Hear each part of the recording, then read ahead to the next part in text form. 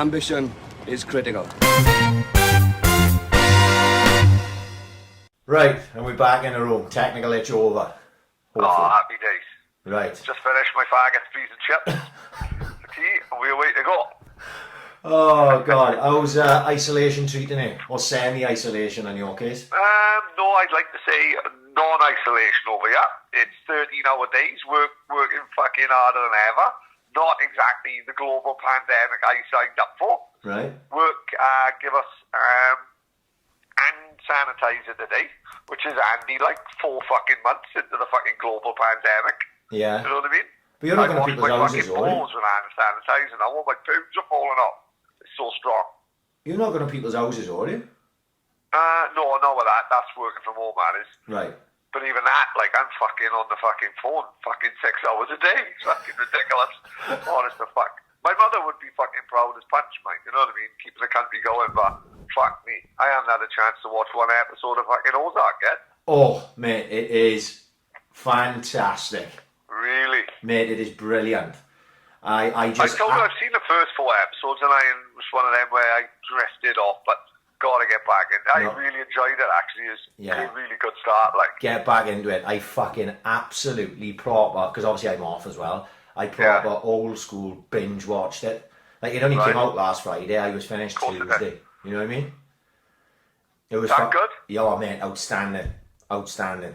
And it must be good for like a third season to be fucking shit hot, like, innit? Oh, mate, it was brilliant. Absolutely brilliant. Loved it. So I pretty much was the only thing I've really watched on Netflix. Right. I did watch a George Best documentary that was on last night. Oh yeah, it was on BBC4, wasn't it? Yeah, have you seen it? No, any good? Yeah, good the way they make it, you know, because they got it's basically chronologically through his life, you know, and it's got excerpts from him talking about those times, you know, in that previous interviews and stuff. It's really well made. I was quite impressed with it. Like, he had a crazy life, you know what I mean? Oh yeah. Because he, like you say, he was the first superstar footballer, like, you know, like he was like the 5th Beatle, they call him and stuff like that. Of course he was. It was that damn game when he played Benfica away, wasn't it? Yeah. And he come back to the airport in a sombrero. Yeah, that's the one. Mexican sombrero, like. Well, I never knew that. Right. Yeah, I literally was watching a documentary going, fuck, I don't remember ever hearing about that. But yeah, they go on about that quite a bit on there, like. Yeah, I think he scored 4 against Benfica away. He scored 2. You know what I mean? Just had a fucking game of his life, like. But saying that, he's had games like that all the time, in fairness to him, like, fucking incredible footballer, like. And he was a kid as well. He was really young. Young as fuck, because him and Charlton didn't get on, did they? Didn't they really? Yeah, they sort of, like, the story goes they hated each other, they didn't hate each other. They were just totally different ends of the spectrum. Like, you know, Charlton was this old fucking baldy man who'd lived through the fucking Munich disaster, and he was coming to the end of his career. And you've got this young upstart then who's out on the piss bang in this world, and it's just like 2 totally different people, do you know what I mean? Right. And, you know, they weren't close, but who had the Holy Trinity in it, Best, Law and Charlton. Like, Dennis Law, very underrated, fucking fantastic footballer as well. Like, yeah, great striker. The only other thing I watched, and you don't have to be a wrestling fan to like it, right? But on YouTube, you got Dark Side of the Ring. It's like a documentary series. Season 1 is on there apparently, but this was from season 2. It's the story of New Jack the wrestler. It's fucking brilliant. You've got to watch it. See that? New Jack is like he's a black wrestler who basically was he should have got done for attempted murder in the ring. He stabbed a guy about 9 times with a knife. What? Yeah, shows it on the documentary. He is fucking bonkers. I've known of him for years because I used to watch wrestling and that. And he's like one of probably the most notorious wrestler of all time. No way. He's been involved in loads of shit. I won't spoil it for you. If you get a chance, I shared it on our Twitter, on the podcast. Right, Twitter. it's only about half hour ago, yeah. It's only about 39 minutes long. It's not going to take up your day. Yeah. But it's worth a lot because the guy is absolutely fucking bananas. Absolutely. So what is this, like Monday Night Raw and he's fucking chiving a guy up the arse and that? Well, this is it. He didn't actually make it to the bigger federations. He was in ECW, like, which was pretty big at the time in the mid to late 90s, before he got bought out by WWE as it is now. But he never made. They wouldn't take him because he was too much of a risk. Because he's a proper psychotic, like.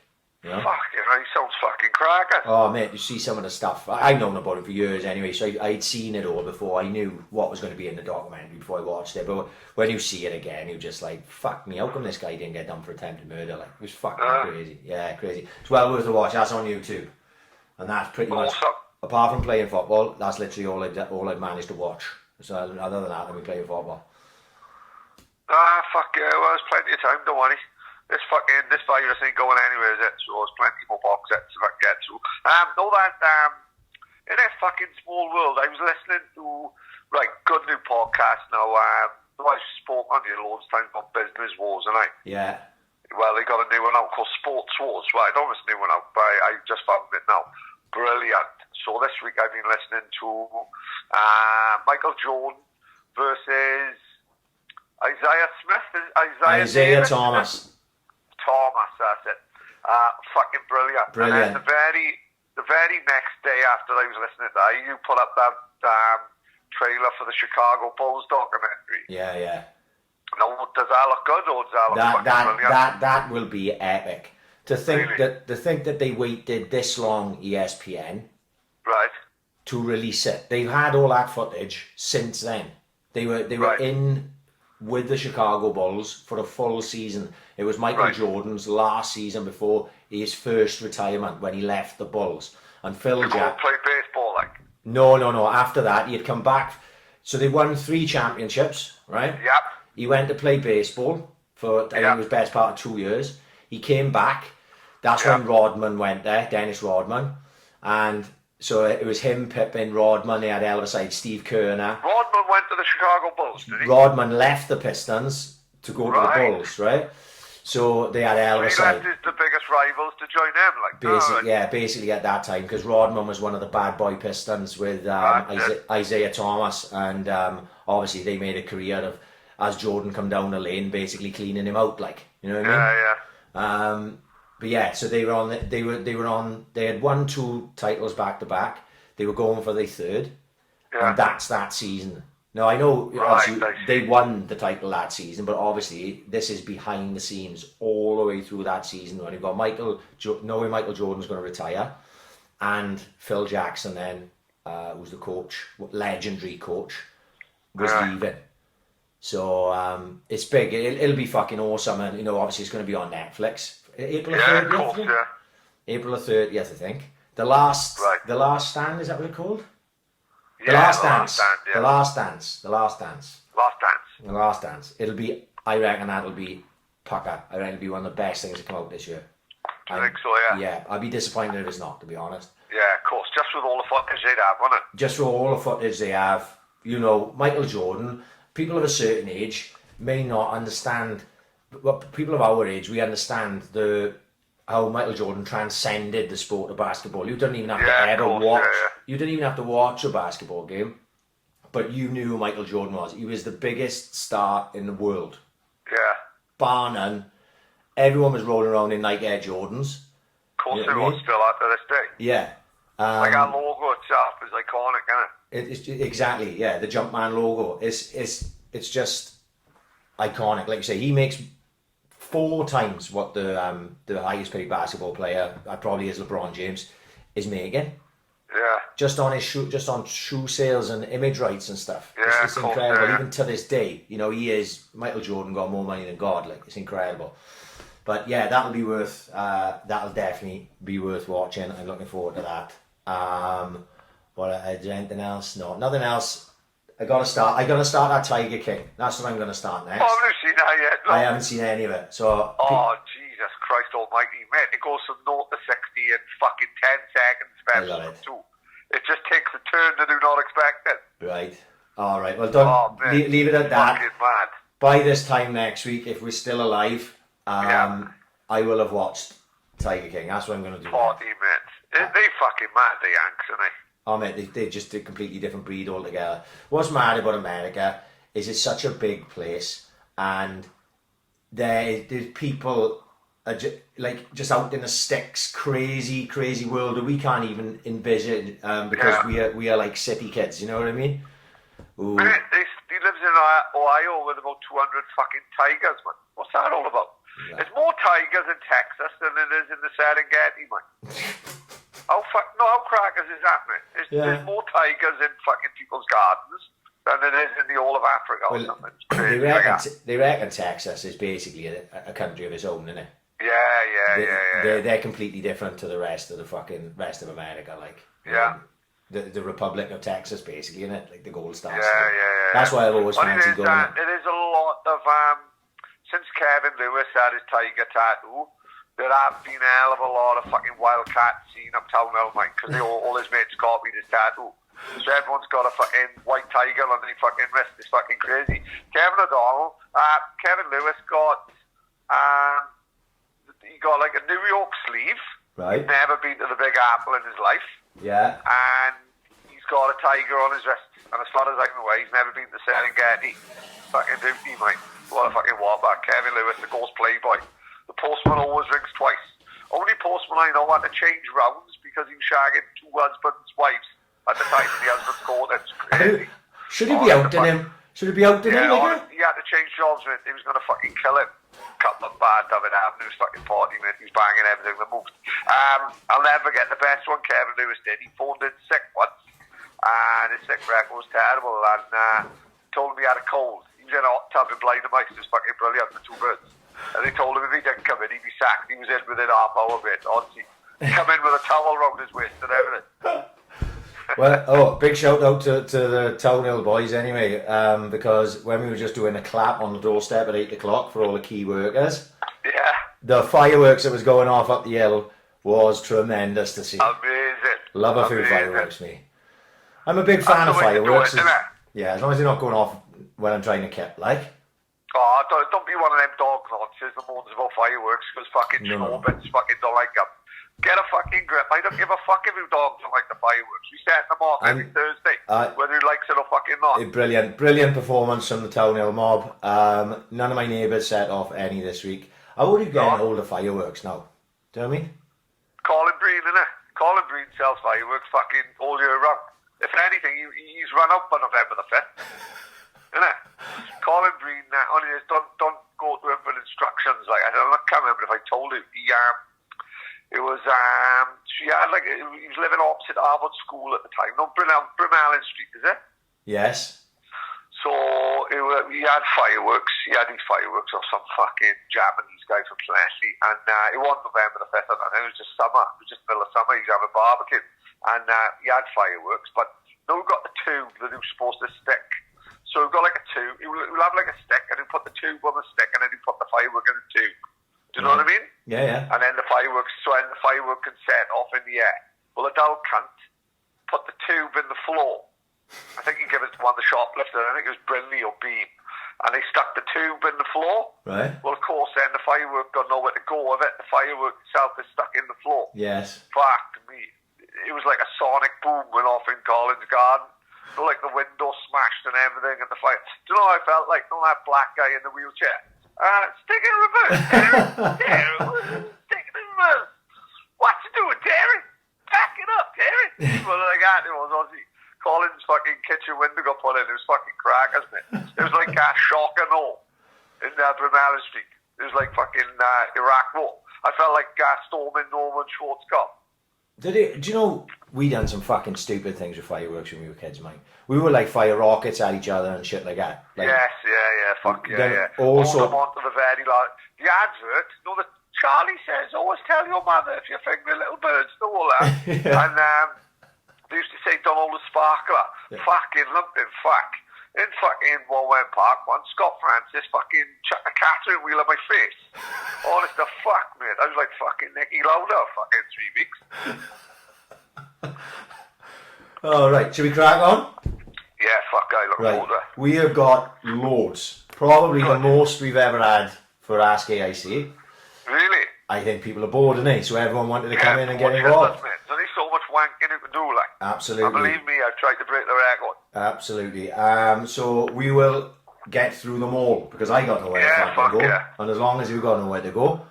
Man, what else am I going to do apart from fucking eat and wank? Preferably with the 2 different hands. Honestly, it's fucking got gone mad over me. I'm in the fridge constantly, mate. No keep-ups for me, mate. You know what I done the other day? I had fajitas for breakfast. Just because I could. Honestly. That's how when people say, oh, I'm only a portion, mate. Every Sunday I had steak and eggs. If you think I am one in life, you fucking joke it if you ask me. Right. Let's crack on. First one. Old favourite. Stacey Farnell. You're not going to believe it. I was working obviously up the fucking course. Right. Last Friday or Saturday. And then, so as I'm delivering, I see like a running on something, look at this fucking shapeless cunt. This one of them fucking runners. I bet this cunt hasn't been out fucking 15 years.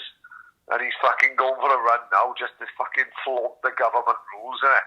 Who was this fucking Stacey Farnell in the middle of a 50-miler? I felt terrible for slagging him off in my head then. And then, literally, you're not going to believe it, literally 2 seconds down the road, who was fucking running, but my podcast, mate, it was. I checked the past the ad, I just fucking saw this van pull up, and I was like, who the fuck's this now? And then you were launching stuff out the window at me. Yeah, you nearly tripped over my lamb and been past me. Fucking great. I had to go back and pick it up, boys. Do it. Right, Stacey Farnell. Do you think British sports miss a trick by not having as much social media content as American sports? I could literally spend all day on Instagram just watching NBA. Right, so when it goes to New York and Florida and shit like that, right, and Mexico, you can spend a fucking day sitting by the bar just watching sport all day. It's like a different sort of culture. It's catching up slightly, people like Stephen A. Smith and people like that. Yeah. So America, I got a spot on because one, there's so many sports. We're pretty much dominated by football, really, in this country, innit? Yeah. But they got like about 100 Sky Sports news channels. Like, I could sit all day and just watch people talk about sport. Yeah. And like, and whether it's a rights thing, because the fucking Premier League get fucking tight cunts with their rights and all that, and who can't watch this and who can't watch that, they fucks it up a bit. Like, because in America, you can be in America, I'm going to be into one sport like over here. Like, let's be honest, they're not going to show rolling cricket or rolling boxing or rolling darts or rolling rugby. It's pretty much football all the way, isn't it? But in America, you've got so many sports to fucking deal with. You can sit in a pub all fucking day and just watch highlights. Yeah. And I think it's fucking great. On my YouTube, I follow, like, the basketball, ESPN, Skip and Shannon, like all them. They just literally just talking about the highlights of the day, because American sport is played daily. You know what I mean? Without fail.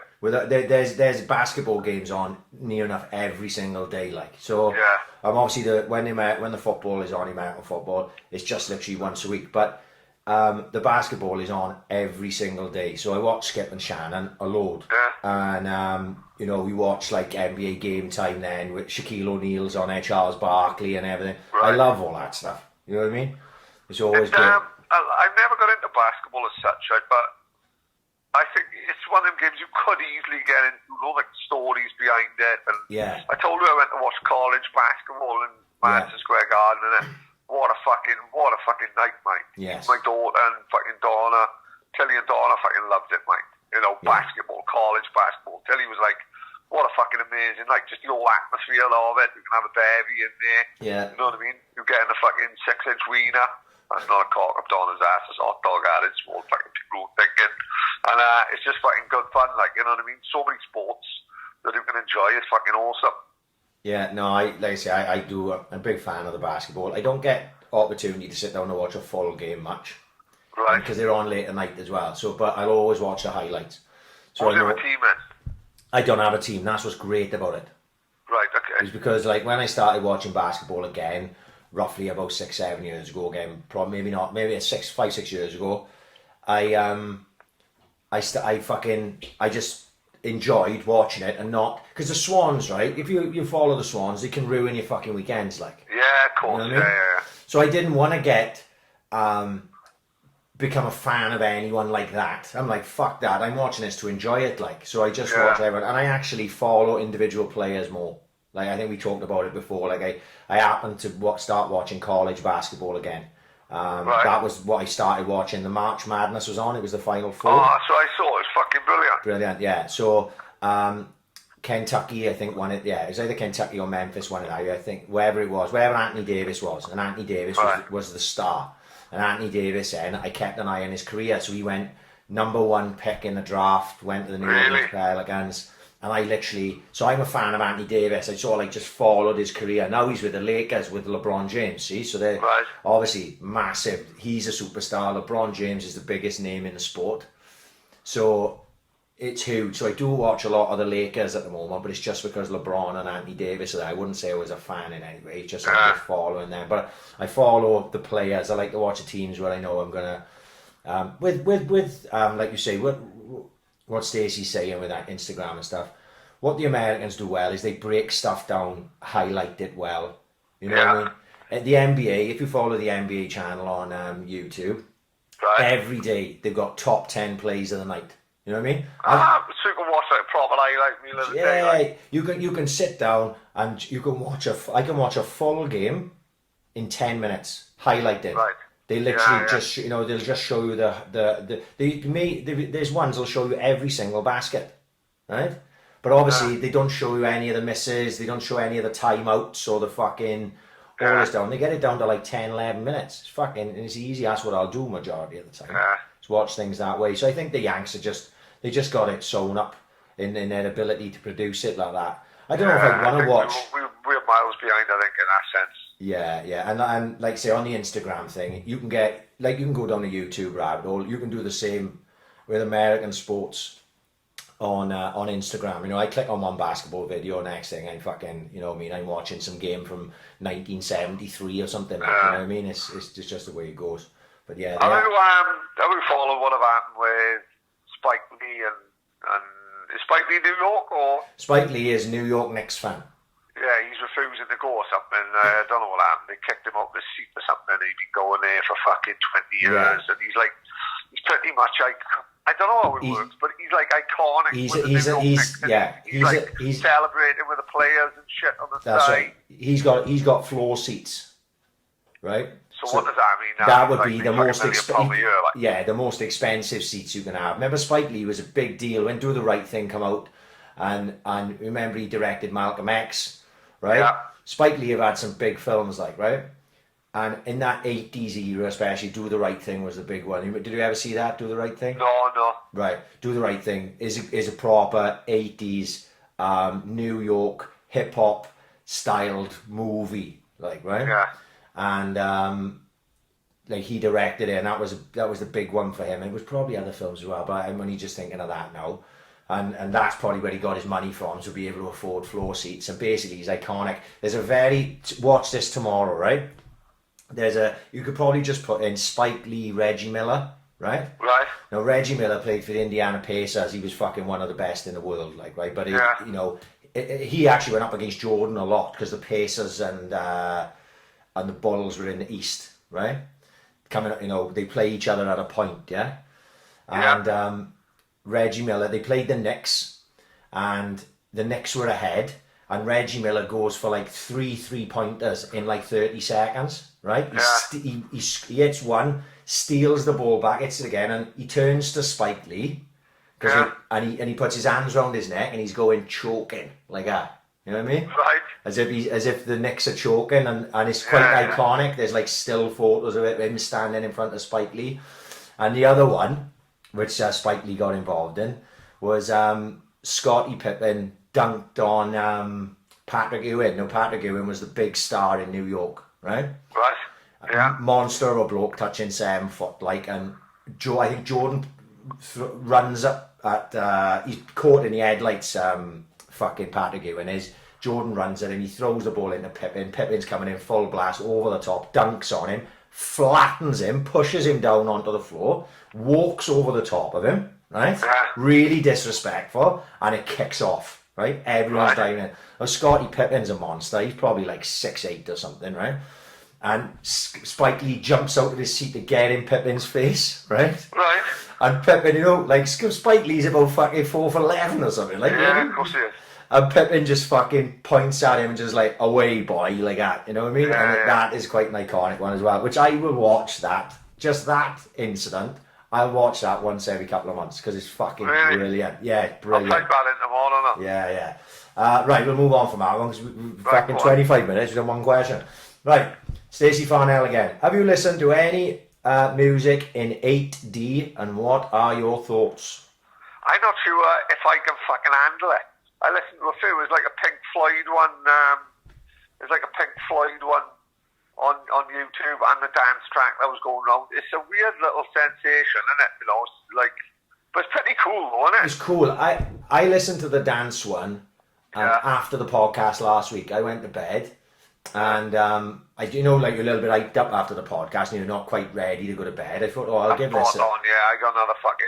I finished the podcast, I'm ready for the street course meal. Yeah, I chucked my my headphones on. I thought I'll give this a little whirl, and I laid in bed, eyes closed, I had it on. Weird, like what is happening here? It's like nothing you've ever experienced before in your life. Like no, I know. I can't even say it. It's similar to being in a nightclub or a gig, but it's not. It's weird. It's like the best. I don't know who said this, but this is what it made me feel the same way. It's like you're not hearing the music. It's like the music is already in your brain, like, you know what I mean? It's I didn't feel like it was going into my ears. I felt like it was already past my ears, in my fucking head, and like moving around. It was weird. I've only listened to the one track, the dance one. I didn't listen to the others. Just didn't. Yeah, it's a few on YouTube. Like another thing about Pink Floyd is, have you heard about the conspiracy about syncing it up with the Wizard of Oz? No, right? Right, so they reckon if you sync Dark Side of the Moon up to the Wizard of Oz, it matches perfectly. So obviously you haven't got to do it. If you go on YouTube and just type in Wizard of Oz, Dark Side of the Moon, they've done it for you. Right. And it is fucking mad how like things happen. Like, you know, like money will come on when like a pot of gold will open. Something happened when the fucking house lands on the fucking Wicked Witch. It's fucking really? mad, man. I didn't know that. I didn't know. It seems too much of a coincidence, like. Yeah, there's a lot. There's a lot of that going around at the minute. Yeah, it is. Right. Yes, I actually, the thoughts of it. Yeah, it was good. Whether it would become a big thing, is I don't know, because it may just spin you out after a while. Right, Mark Brophy. Yeah, top man, great night to Jerry Cinnamon, him and fucking Ashley. If Kasabian gets called off, what are your plans? Because we're supposed to plan fuck all at the minute, isn't it? I know. We are supposed to be going to Kasabian in June, the summer solstice gig in... Do you think it'll happen? I wouldn't say so, no. No, I can't see it. No. I know currently what else falling through for me. Supposed to be going to Trek Obey in May. That's gone down. Supposed to be going, obviously, London Marathon, Benidorm already done. Fake Festival got postponed. Oh, really? Yeah, that was the week before Leicester. That was the week before we were supposed to be going to Kasabian. So I don't see a gig of that size. You're talking 50,000, wasn't it? Something like that. Well, this is what we're talking about. Like, this is the thing. Fuck me, they're on about football coming back at the end of April and all that.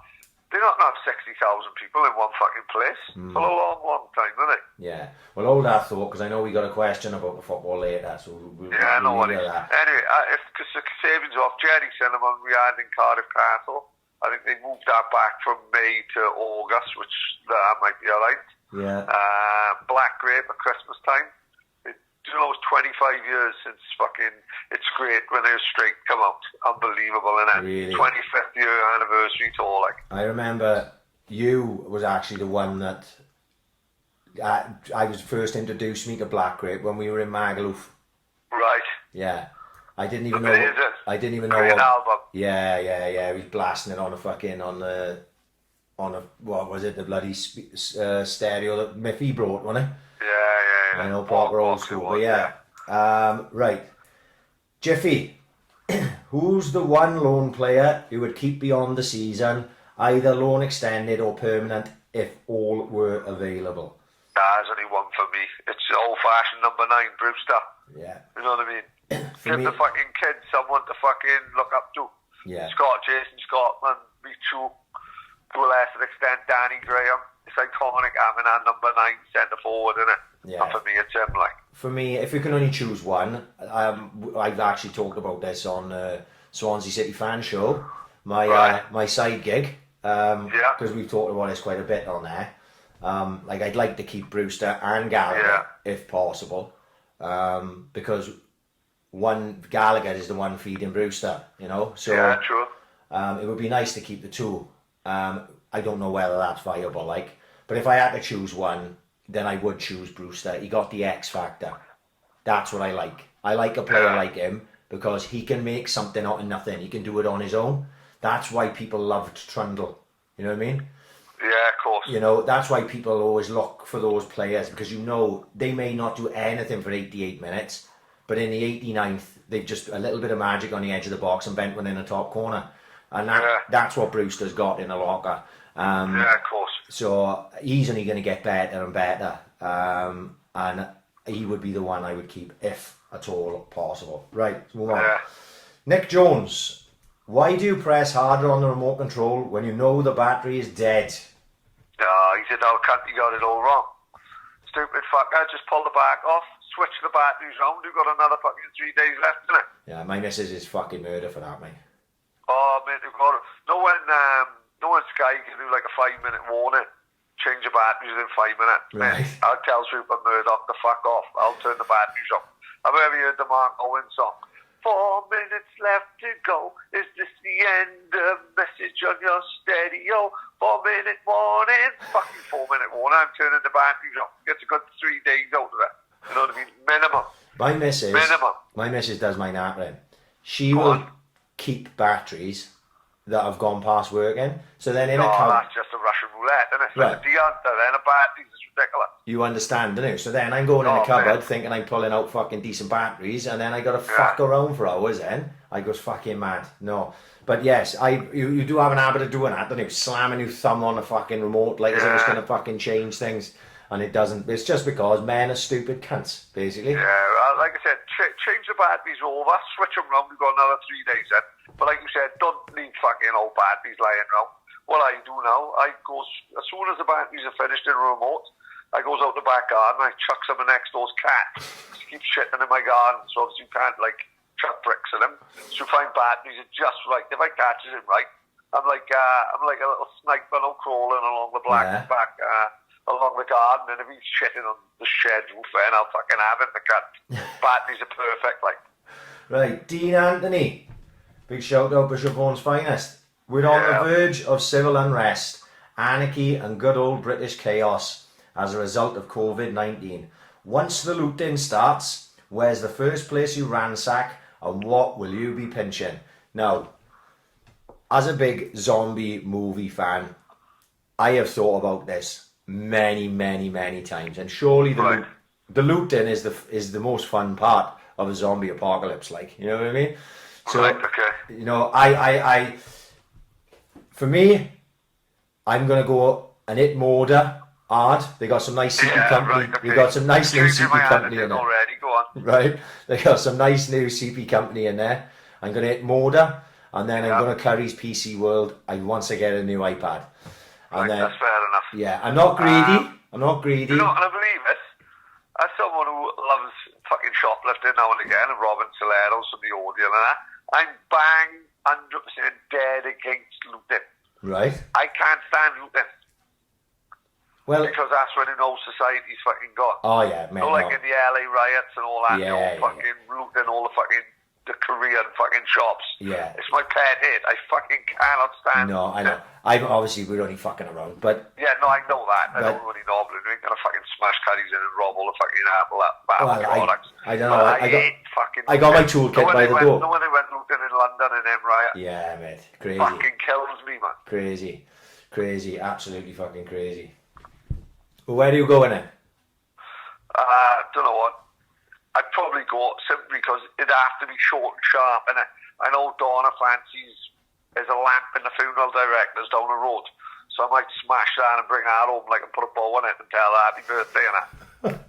She'd be chuffed with that, like. Craig Jones, Fruity on Twitter. Would Would you sell out if a big radio station wanted to use your podcast for its listeners and scripted each episode like Wayne's World? What a stupid question. Where do we sign? Of course we fucking would. Fucking hell. Absolutely. Of course. Fucking hell. You could fucking dress me up as fucking Widow Twanky and let Kev Johns lick my ass. Yeah. Of course they're going to do it if we got our own radio show. Rolling round in mink coats and saying, we've said this in the past. Like Bumpy Johnson chucking up chickens from the back of the truck. 100%. It'd be like American Gangster, wouldn't it? When Nicky Barnes walks into the fucking... exactly. Walks into the fight. Yeah, no, I... 100% we would. Yes. Fucking... Don't worry about that. Anything for the few quid. You know what I mean? If someone's going to pay us to do something, then fuck yeah. Oh, fuck yeah. You know what I mean? But that scene in Wayne's World... Do you know the scene that he... No, go on. Right. You'll know it when I say it. He goes, yeah, we are totally against advertising. We won't... right, you know the scene. And then he's like opening up a Pizza Hut box and like smiling at the camera. We used to do that gag. You know, like when we were in school when we were kids. We used to just do that gag constantly. I'm totally against advertising. And then we'd be there drinking a fucking can of Coke, like, you know what I mean? Right, and smiling at a pretend camera, like... Right, Gertson, your favourite Oasis song? Right, that could change a lot, Mike. Absolutely, absolutely. So, right, take away Live Forever and Wonderwall, because we've heard them so much, you tend to sort of forget about them ones. Live Forever will always remind me of Mitch, so I'll always hold a fucking place, like quite a good place. Whenever that comes on a radio, I phones Matthew Joseph straight away. It always reminds me of him. I'll always give him a little text to see how he's doing. Like, so Live Forever will always be up there. Fuck, mate. There was a time between 94 and 97, 98 where they were the best band in the world. They was untouchable, weren't they? Yeah. Their first 3 albums. Like, when you've got a band that's got an album of B-sides that can be some of the fucking greatest songs ever made, like AskAiC. AskAiC is incredible. At the end of the documentary Supersonic, when Master Plan kicks in, what a fucking song. And that's like not even released as a fucking B-side. To the point where, have you ever seen the film Faculty? It's like a vampire film sort of thing, like a bit of a horror set. Frailty, is it? Frailty? No, The Faculty is called, definitely The Faculty. Look it up. Well, at the end credits, they play an Oasis song called Stay Young. Yes. It's fucking unbelievable. Yeah. You know what I mean? It's a fucking great song. But if I had to pick one this week, I was listening to it 2 days ago, funny enough, it'd probably be Slide Away. Yeah. Well, you pretty much named all the ones I would have. Yeah, well, Bonehead put something this week. Bonehead put a post up on Twitter, and he said, Slide Away is the only song that survived. They did recording in the studio, and he said the only song that survived the cut from that studio session was Slide Away. And he said, you're looking into Liam's eyes in the booth when he's singing Let Me Be the One. And he said, if you'd have been there, you would have let him be the one. He said it's fucking, stuck with him to that day. Like, those words are just fucking, that song is just incredible, isn't it? Yeah, absolutely brilliant. Well, you named pretty much all of them. I would have said, if you want to go away from Live Forever, then I would have said AskAiC have always been a favourite of mine. Amazing. I love it. Really, really love AskAiC. Master Plan, when that bootleg and B-sides came out, that song, that was it. Live Forever was forgotten when Master Plan came out. I was like, it's a great job, mate. Yeah. Unbelievable. How can something be better than Live Forever? No, at the time, that's what I thought. I was like, this is better than Live Forever.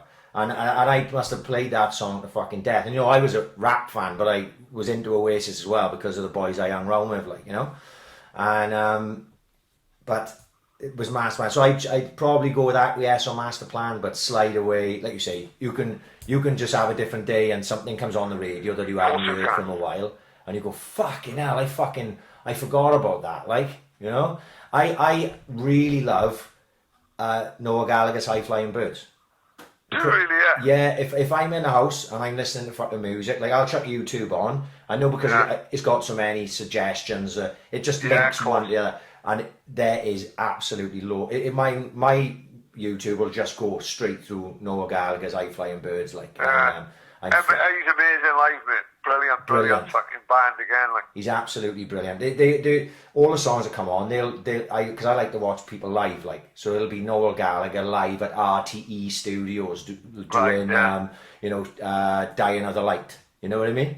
Yeah, amazing. I absolutely love it. So yes, there's so much Oasis stuff to love in it. But if I had to make a choice, it would probably be Master Plan. Yeah, That would be my favourite. Right, let's move on. Joe Yates, Big Joseph. Yeah. If you could come back in any year in history, but you had to live your whole life there, what year would it be?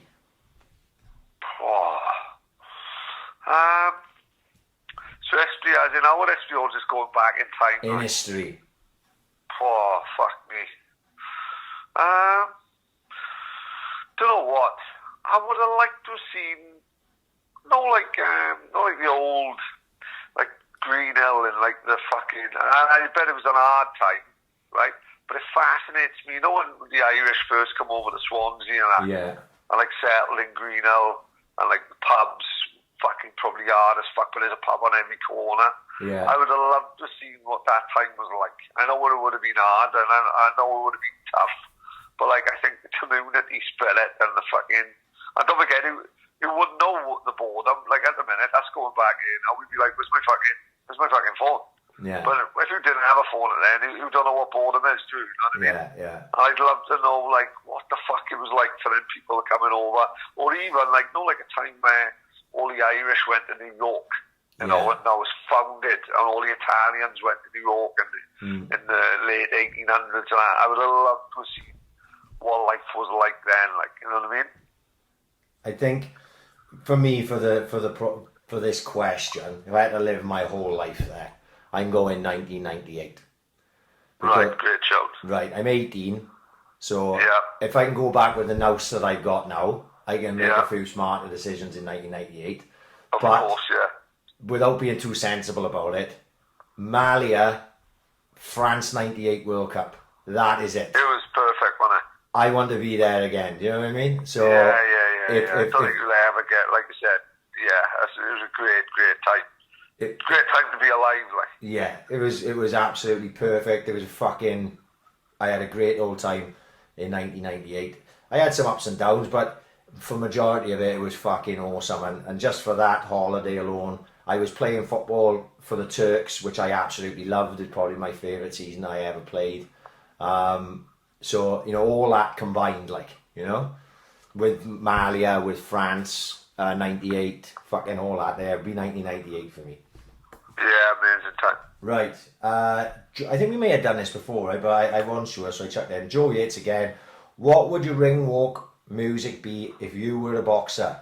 Mine is Little Green Bag from Reservoir Dogs. Now, obviously, I had 3 fights. First fight was I came out with the Mount Pleasant Mexican with the Mexican flag. Band players. Yeah, and I had Desperado. It's the song from Desperado by Antonio Banderas called Cancian del Mariachi. Right, okay. Right? So that's the song I had the first time. Second time I came out to no music because obviously I jumped in late and just fucking walked out. No one even knew I was fucking fighting. And the third time I came out to Insane in the Brain by Cypress Hill. Right. So those are my official fight ones. So go on, what would you be going with? I do like Fucking in the Bushes by Oasis. No Oasis come out there. Yeah. You know, I do like Andy Gallagher, I think comes out there. It's no music, it's no lyrics to it. It's just good guitar riff and all that. I'd also like Nowhere to Run, Martha and the Vandellas, mate. Yeah, it's good. I always liked Enzo, see? Enzo always had a crack and he don't back down. Just that comes on the radio, thinks of Enzo straight away, doesn't it? Yeah.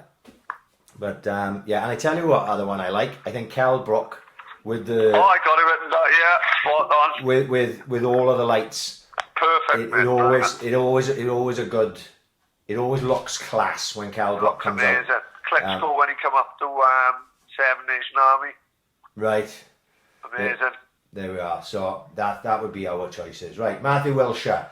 This you probably best to answer this one, Pat. Do you think the Swansea League will be around in 10 years' time? No, not a chance. You don't think so? It No? wouldn't surprise me if it goes in 5. Really? Well, yeah. I've been thinking about a lot lately, like especially what's been happening now. This year has been called off in it, so this year's gone. Right. So how many people now will be sucked off after this? You hope and pray that after this time we've had, people are going to be itching to play football, innit? You'd like to think so. You'd think so, innit? But you look at what happened with the Sunday League, right? The Sunday League went from 6, 7 divisions down to now there is no Sunday League, no Sunday teams at all. So we've gone from 7 to nothing. First division on a Saturday, you used to have 6 or 7 divisions, and then you'd have Reserve League 1, Reserve Division 1 to Reserve Division 6. Now we've got 3 divisions, and I think you might have 3 reserve divisions, so that's like a cut in half and a little bit more, isn't it? Right? Right. There's talk of like a West Wales Super League. Right. So we talked about that with Jamie Elias, didn't we? Personally, it can't work for me, because if you were a local boy, you work on a Saturday morning, and then you go and play football then in the afternoon. That will just turn every week into a West Wales Cup game, which sounds fucking amazing. But 1, we can't afford that much Charlie every month. Yeah. And 2, it's just, I just don't think it'll work. Welsh League is Welsh League. Don't try and complicate it and try and make Swansea League, Carmarthenshire League. Don't try and make Welsh League, because it's just not going to work. So we're going to take 5 teams out from Swansea to join that league. So there's 5 teams gone again. So we'll obviously turn 3 divisions into 2. It's only going one way, isn't it? Yeah. So to me, enjoy it while it lasts. Because personally, I can't see it lasting more than 5. If it lasted 10, I would be proved wrong. Yeah. And as someone who absolutely fucking loves grassroots football, that is, that's my fucking pleasure. I take far more pleasure in the Saints winning than the Swans. Yeah. A lot of people will call me a fucking idiot for that, but you can't have the way you feel, can it? No. That's right. Yeah, it's been a shame this year. For is Niall's first year in a competitive league. You know what I mean? Because they play mini football. This is his first year 11 aside. He's been outstanding, right? In the big goals, I thought he was going to have it really tough this year. He's been brilliant, and got to the semi-finals of the cup. His team have, and then it's gone. Do you know what I mean? Yeah. It's gone. It's like as if he didn't even realise. He turned around to me like 2 days ago and he went, "Daddy, I'm not going to get to play in that semi-final of the cup now." Like as if he hadn't thought about it, and I was heartbroken. Yeah, of course, yeah. I was heartbroken. Could have had a final on a big pitch somewhere. Yeah, you know what I mean? Kids want to win, don't they? And he's looking at it going, they'd had the draw that they wanted. The game they would have been playing against Dunvant would have been a 50-50 game. Anastawi are far and away the best side left in it. So you wanted to avoid them, so you can play them in the final, really. And it all sort of worked out for them. And then this have happened, and it's done. It's gone. Yeah. And it's quite sad. First team were still in 2 cups, they fourth in the league, one there.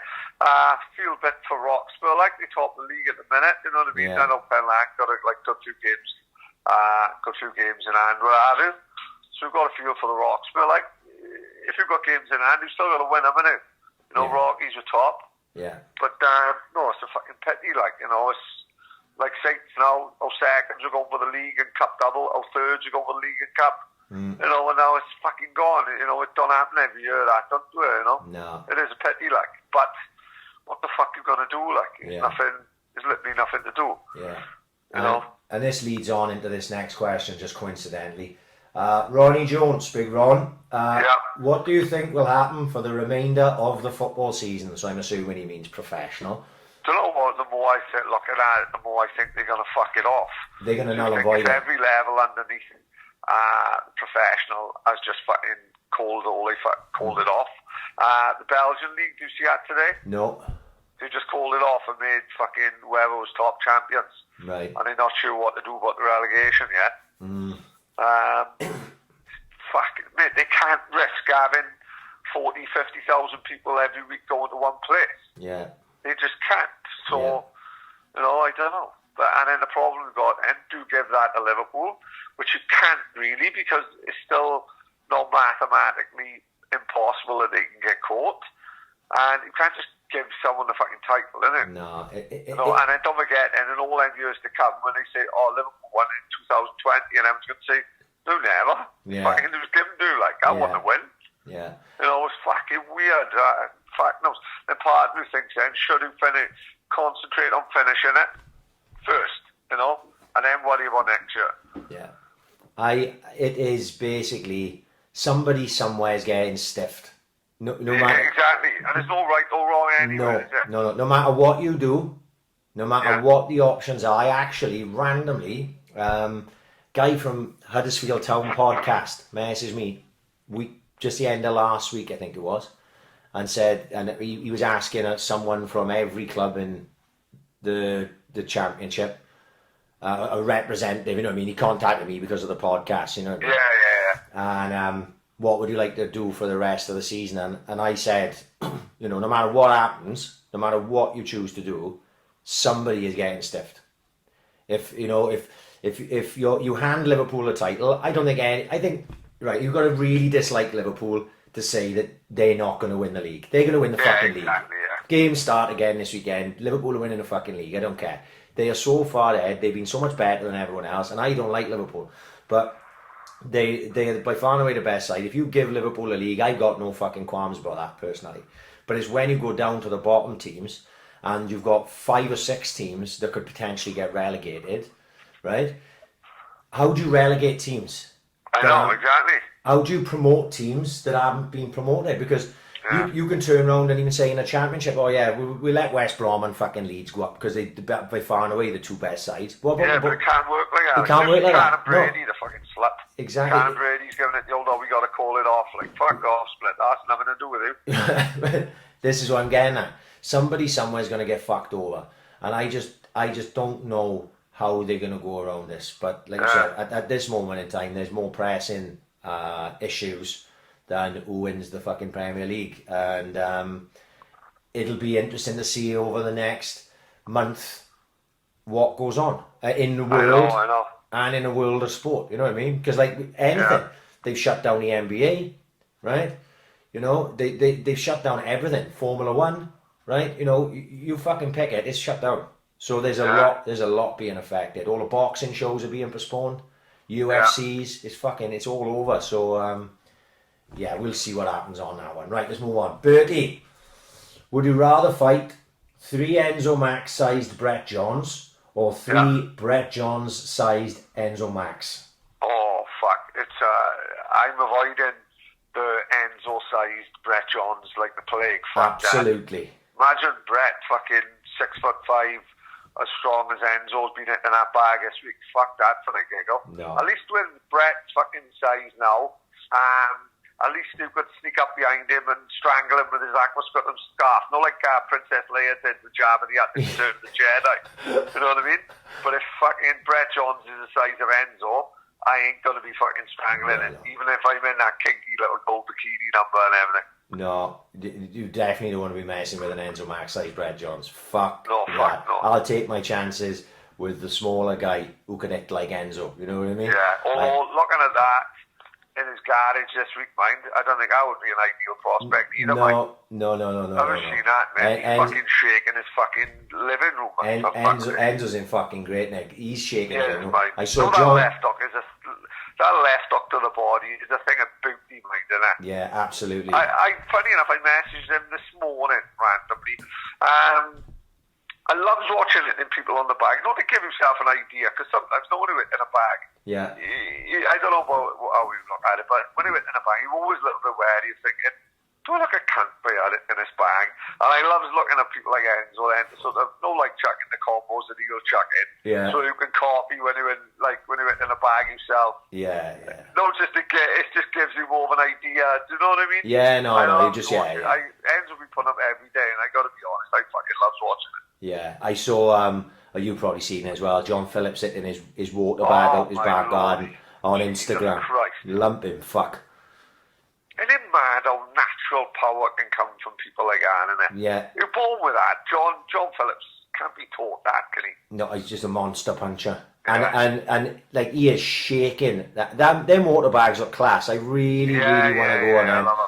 They're supposed to be really good for the knuckles, aren't Well, I suppose there's less wear and tear, less, because mate, when I first started training down exercise for less, right, they had heavy bags there, full of sand, like, Right. They were like hitting fucking concrete, right? Yeah. Honest to fuck, you had to be very, very fucking careful. Like, obviously, I've been boxing, training, and quite a while at that point, probably 6-7 years, So I knew, straight away, I'd take a pound off this. I remember this fucking fella coming in there one day in exercise for less.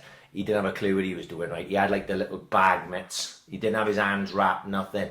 And he walked up to one of these bags. He'd never boxed a lick in his life. He probably just thought, I'll go and hit the bag today for a bit of Mate, he hit this fucking bag, right? And I think he broke his fucking wrist. Because he literally had to stop straight away, like. And he didn't let on, but I knew he'd hurt himself, you know what I mean?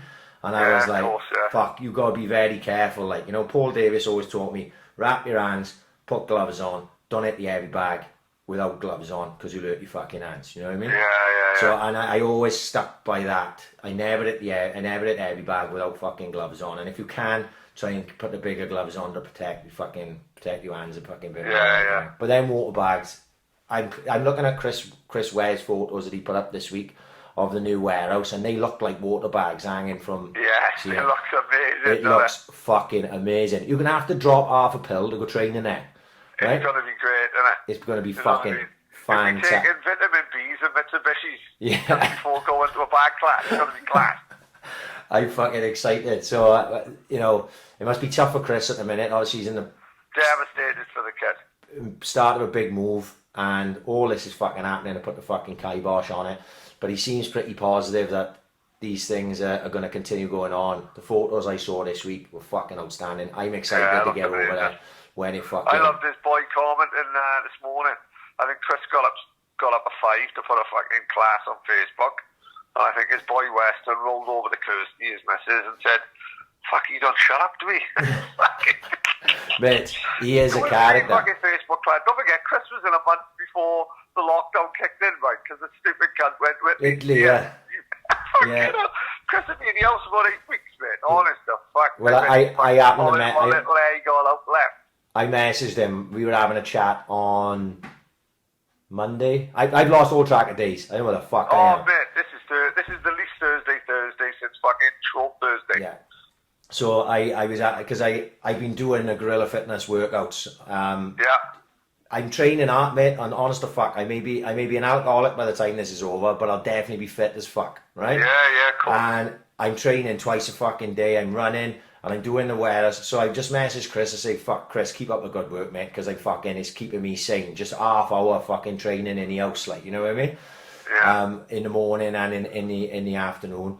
But his boy, I've got Facebook on who. I put Facebook on my iPad, and I got a little Bluetooth speaker, so I put the Bluetooth speaker on, so the music then is blasting out of the. So I'm trying to keep it as much funky pump as I fucking can, like, you know what I mean? Yeah, perfect. So I do the classes, I've been really, really enjoying it, like, so I message Chris, say, fuck mate, keep up the good work, tell everyone to keep fucking at it, because I know Gemma Pegler's doing classes, I think it's great. Dylan's doing classes, class, so I've been fucking doing it just to keep myself fit and keep my fucking mind active, like, you know what I mean? So I've been fucking enjoying it. Anyway, right, let's move on. Funny enough, talking about gym, I just felt for a bit like Ben Crocker, like he started a cracking little gym and it's fucking bouncing and it's busy as fuck. But the poor fucker of you've only been self-employed for like so many months, and you had to be like 18 months or 2 years self-employed to have that money, like, and the poor cunt now probably got no money coming in with a fucking gym that was thriving, in fairness to him, like, you know. So shout out to him, I hope it fucking gets better for everyone. Yeah, it's a very, very tough time. And especially for gym owners, you know, it's a fucking it's a tough time. We'll try and soldier on through it, though. We wish Ben all the best, obviously. Oh, fuck yeah. And if he needs us to fucking plug in, then Ben, if you're listening, you know where we are, mate. Just give us a fucking shout. We'll help you out the best we can. Right, Moving Griffiths, start of the Ambition is Critical podcast. Moving Griffiths. Yeah, go on, Big Swerve. If a modern day national service call-up were to happen, but you were given the choice of Royal Navy, British Army, Royal Marines, or Royal Air Force. What are you choosing and what trade cap? Yeah, I'm fucked. I'm right at the bottom. I'm in the army. There's no way I'm in the Marines, is it? No. Right? The Marines ain't gonna be for me. Fucking some fucker's gonna tell me to do something. That's gonna be, hey, chill the fuck out. I ain't joining the Navy because when we went to Wexford with the Drumellin, on the way back, I've never felt so seasick in my life. And remember Kev, the DJ Kev? Yeah, yeah. Well, he was with us, and you could see I was turning green, the stupid cunt. And he come over to sit me, he said, Cullen, this is nothing, this is. I remember when we went to Belgium, to Antwerp, it was bad then. And he's putting his hand on my shoulder, he's going, and we was going up, and down, and up, and down. I fucking spewed all over his Dunlop shoes, and he fucked off and into the casino, mate. I've never been so bad. So that's the Navy out for me. RAF, not going to be for me again. When I goes on a plane, I like to have snacks and that, don't I? Yeah. So we're going to be flying over to Afghanistan, and I'm going to be fucking having a Toblerone and one of them little bottles of gin. Yeah. So they're going to kick me out straight away, like, you're not going to be having that. So I'm at the bottom of the pile, British Army, with my hobnail boots on, well, real proper front line being sent over the top, like Blackadder. I like to think, like, because I'm competitive, so I'd want to be a Royal Marine, right? But I don't think that's possible because I got literally no upper body strength. I can't do fucking 2 chin-ups, like, and like a fucking... Right, okay. I think, got to be chin-up mad. I think you've got to be able to do sort of... it's supposed to be elite. It's an elite fighting force, isn't it? Royal Marines, right. Green Beret. So... Royal Marines come up with commando, like, so I would like to think that I could do that, but I don't think possibly I can. I think that I'm not one for boats, but I think the Navy do a lot of travelling and probably do a lot of shagging, and that always appealed to me. So I think Royal Navy, out in fucking here, there and everywhere on a boat, nipping into port, in, out, thank you very much. Back on the boat. My uncle was in the Royal Navy. He travelled the world. No way. Yeah, my Uncle Brian. So I think Royal Navy, and you know what? I'm a bit of a closet chef. Most people will not know this. Yeah. I like to cook. I enjoy cooking. And I think, yes, chef in the Royal Navy. That's what I'm going for, Murph. I leave all the, the fighting and all that to the hard fuckers, you know what I mean? Yeah, Mervyn and fucking picked the gun up and his life's a dog cut. Mervyn's too busy translating all the Iraqis, and he translating porn up for them and all that. Translating porn. Right, John Bailey. What's the biggest bollocking you've had because of something podcast related with the boss indoors? Biggest bollocking. Well, he did ask me who's who, like the one girl who's on who left in it, the boy that got a free pass in it. Yeah. And fucking Donna said Sean Ryder, and I said Amy from work, and then she went fucking bananas because of that. Like, but no, in all fairness, she's fucking good as gold. She's pretty much our biggest fan, Donna. Absolutely. She'll be in the county hall. If anyone's got a flat nose, she'll ask them if they're a boxer, and she'll tell them that they want to come on the podcast. So in all fairness, like, she played a big part in Kev Johns. She tortures Toozy. Every time Toozy goes to have his taxi badge, Donna's fucking on him, fucking straight away. So in all fairness, she pretty much loves the podcast. She thinks it's a good thing. Listen, one thing I think I said to you the other week, didn't I? 3 years ago, if you would have said, what have you ever done, Pat? What have you fucking done with your life? And it wasn't the biggest achievement in life. You know what I mean? They'd probably say, putting my daughter as the biggest thing in my life, and she still is and always will be. But after the last 2 years, you do look back and you do say, because we've done some mad shit, right? I mean, the last couple of years, stuff people we met and things we've done have been fucking mad, and a lot of it's because of the podcast. And they, well, you know what?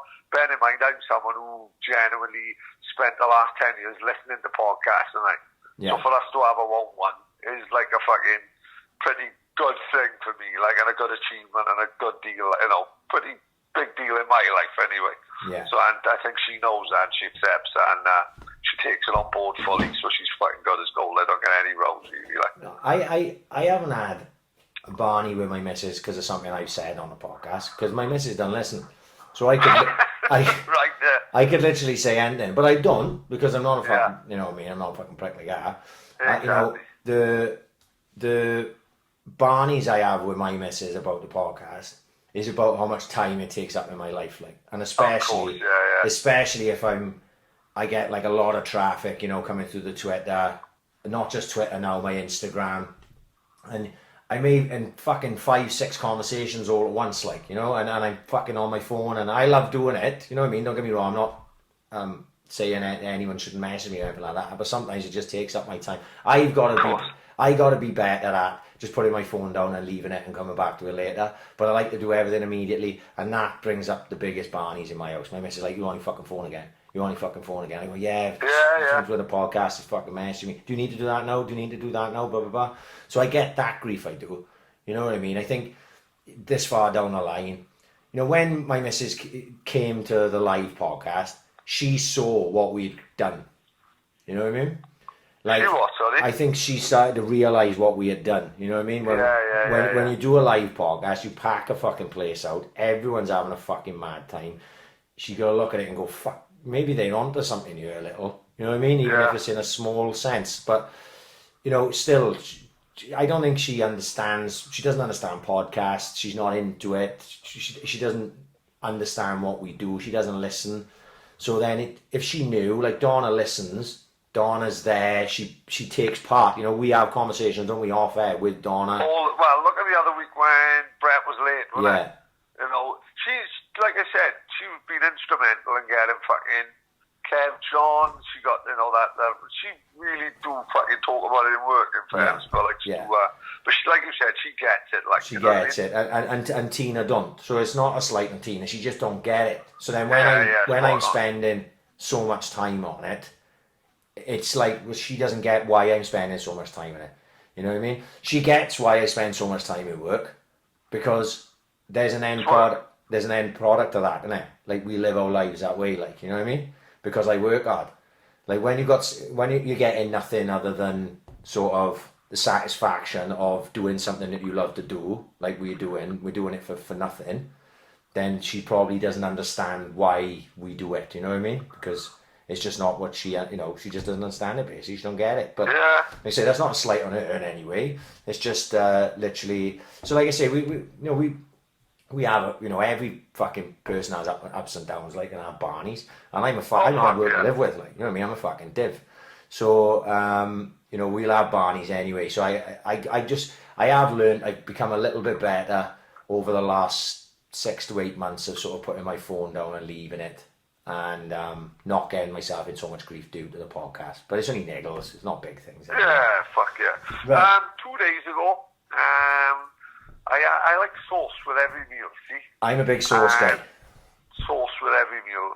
Like chili, spaghetti, bolognese, curry. And Donna come in the other day, because I've been working funny hours, she had been doing the dishes quite a lot. And she come in, she said, "I told you to soak the dishes." She said, "If you fucking put another dish with sauce in again, I'd put it over your head." Right? And I walked away, and then when I walked away, I thought, I will not be spoken to like that again. And I did go out and say, "If you put that over my head, I will put a shovel over your head." And then we went back and forth for a couple of minutes, and then we burst out laughing then, 2 minutes later, and said, "Fuck me, this working alone like is harder than we thought, isn't it?" Yeah. Well, what I find is we'll argue, but then let me laugh about it 10 minutes later. Yeah. Thank fuck. Well, Tina's obviously still in work because she does home care. So I've been house husband, like, just with the kids. So actually probably done us a favour, because if we was on top of each other, we probably would have stabbed each other up by now. Right, We like see, a wrestler. Yeah, absolutely. Like, she's off all day tomorrow, and I'm 100% sure we will bicker for a large part of the day. Just because we just gets on each other's nerves. If you ask her, the most annoying person in her life, she will say, "I'm the most annoying person in her life." Yeah, but don't you think, all right? Like, say you've got your mates, who never argues with your mates, too. No. I see you more than most, right? Yeah. I see you once a week, right? Right. But it's my choice to see you.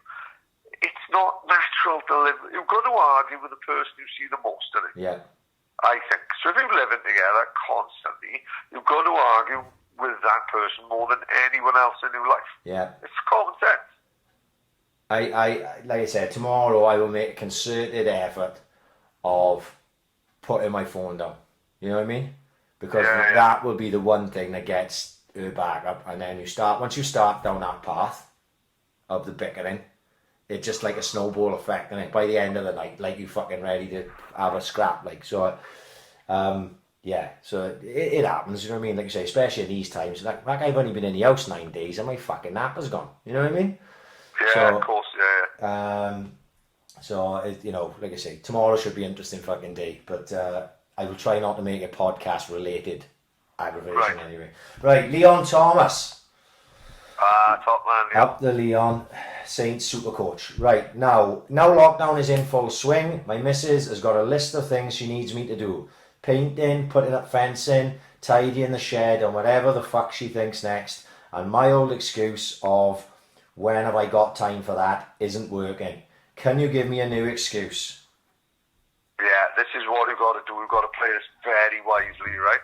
So what we've got to do is say, although it sounds like a jolly, with time with painting and all that to be done, it's actually, lockdown is for essential only. So you don't want to be going up B&Q and buying 2 tins of fucking Dulux and fake grass, you know what I mean? You've got to fucking use your head, and they are not essential at the minute. Yeah. You know what I mean? And there's more things to life. If the world's going to end in 2 weeks, I don't want to be covered in mahogany grey. Yeah. You know what I mean? Yeah. I want to be covered in Charlie and maybe sexual lubricant. You know what I mean?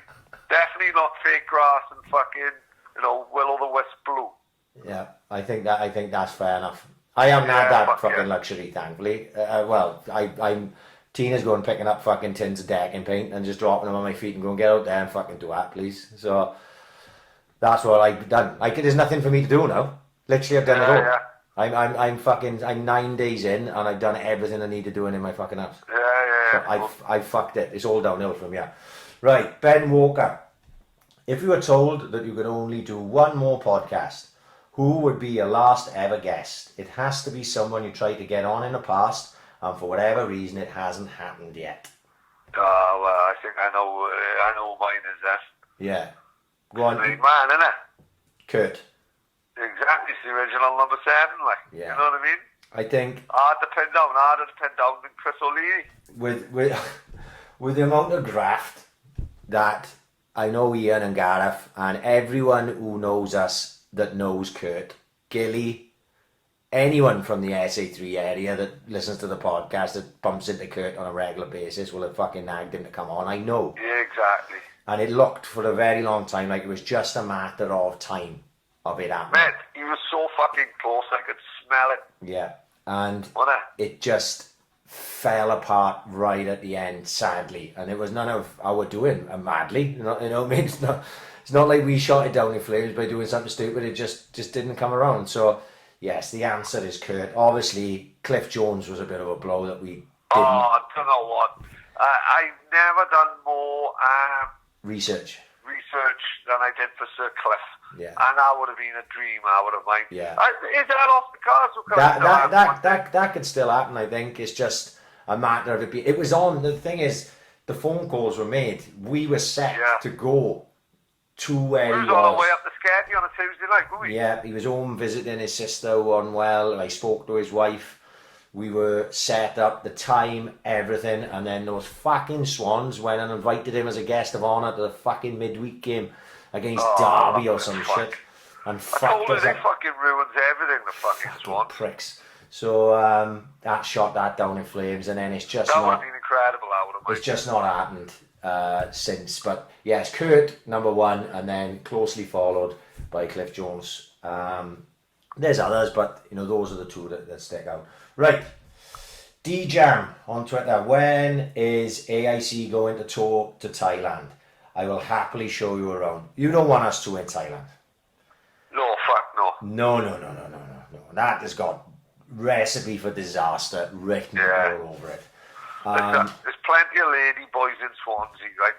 A very good friend of mine, I won't say his name because the cat will be out the bag end, but a good friend of mine, his mate took a bird home and had a fucking gobble, stripped off, and then turns out that bird had a fucking cock. No, I'm not happy with that. And the boy carried on.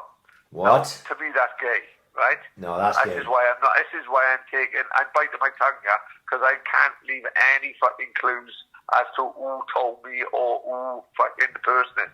But it's happening, and so it's all these transgender fucks. They don't give a fuck. They don't give a monkeys. No. That's not my bag. They can't be gay no more. They got to be transgender. And they strutting around looking like Claudia Schiffer, but they got a fucking bigger fucking willy than me, which is deadly. You know what I mean? Yeah. It's not happening. No, I'm not happy with that. The thought of Thailand have always appealed to me. Obviously, it's way out. I know, as a married man of 40, unless Tina boots me out the house, which is quite possibly happening anytime, really. We've been Pattaya by Tuesday. Yeah. You know, I won't be going to fucking time, but I would like a crack. It seems like a different fucking world, like. Yeah. You know? And funny enough, mine Donna's not one for going abroad. She likes travel very cheap, but Donna said about 3 weeks ago, mind, I'd love to go to Thailand, which hit me for 6. I think she likes the idea. I know, like the film The Beach. I like walking along. You know, the part of the beach where they play All Things and they walk on the beach for the first time. Yeah. I'd love to go to that beach and play that in my earphones. Yeah. Problem is, there's a fucking Burger King and McDonald's. Yeah, they fucked it up, didn't they? They have. Well, apparently now what they've done is they banned tourists from that area. Right. For a year, like, not to let it fucking, you know, all the coral build back up and all that, because at the minute it's fucked. Right. Like, if you look at that on Instagram, it's just like, it's fucking about 1,000 boats in that area, like. Right. You know, so they, I think they banned tourists from that area to build it up again, you know what I mean? Which is common sense, really. Oh, right. No, like I said, I've always fancied it, Thailand, and but I don't think it's gonna be a step too far for me. It's like Amsterdam. Like, I fancy Amsterdam, but how am I gonna say to my missus, "Oh, yeah, I'm going to Amsterdam with the boys"?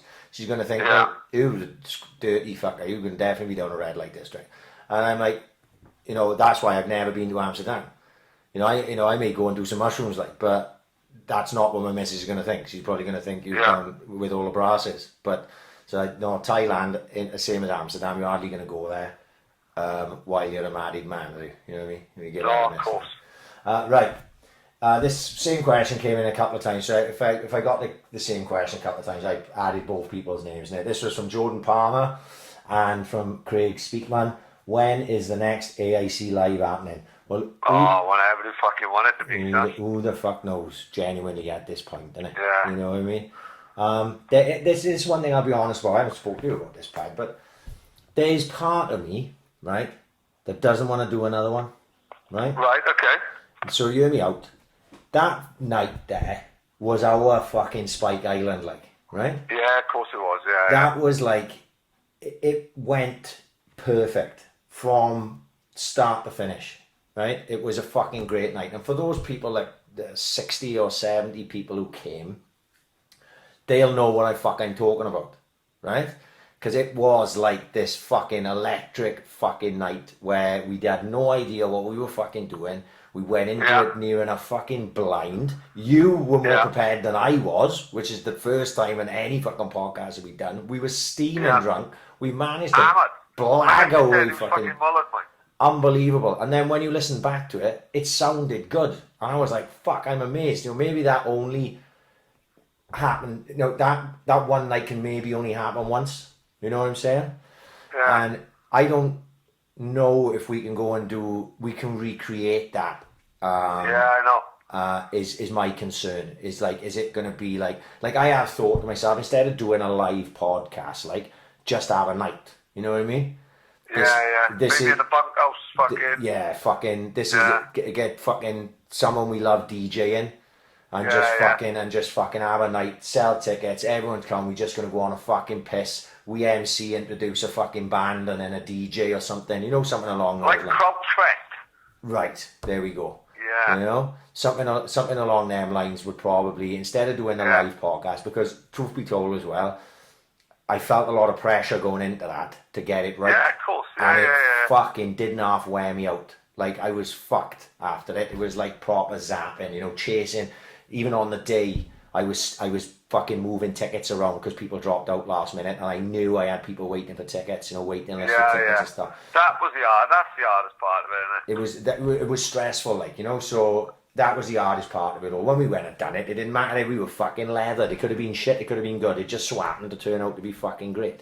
Yeah, great, mate. So, yeah. And it was great meeting, like, proper random new people that you've never met before. Absolutely. Like, you know, you've face-to-face with people that you've just conversated with on Twitter in the past, and they're introducing themselves to you, like, oh, fucking hell, mate, how's it going? Like, you know, and it was just, it was weird. Like, it was like, you know, I don't consider myself any sort of fucking celebrity, you know what I mean? But it was like the feeling that all these people know me and know you, but we don't know them. That was weird, like, you know what I mean? I'm fucking still driving taxis on Monday, like, you know what I mean? So that was great, mate. It was brilliant. And like I say, I don't know if you can recreate that. So we'll see. Who knows? The fucking world could end in a month, so we'll just fucking crack on. Right. This is from Dunk. Where are we going on a piss when all this is over? Oh, I've been fucked. Well, I saw something earlier, right? Literally just before we started the podcast, I was flicking on Facebook because I was just waiting for the time to roll around to get started. And I seen Lee Adams post on Facebook. I'm going to have to paraphrase it now because I can't remember it word for word. It's everyone seems to be going on about how they miss going to the pub. But a lot of the local pubs have been struggling for a while. You know? And it was something along the lines of, I think we've lost the understanding of how important our local pubs are to the community, and we should all try and get a little bit more, even if it's just for one pint and a socialise, right? Basically was what he was saying. So that then, I remembered this question, it came to me then when I was thinking about that. So Adams, I know you'll be listening. Me and you are going for a pint in the gatehouse when all this blows over. So that's where I'm going. I'm going to the gate. I love the fucking gate. I wouldn't, you know, I don't go locally to any pubs, but if there's any pub which is my local, I would consider now, it would be that. And I go there about fucking 3 times a year. You know what I mean?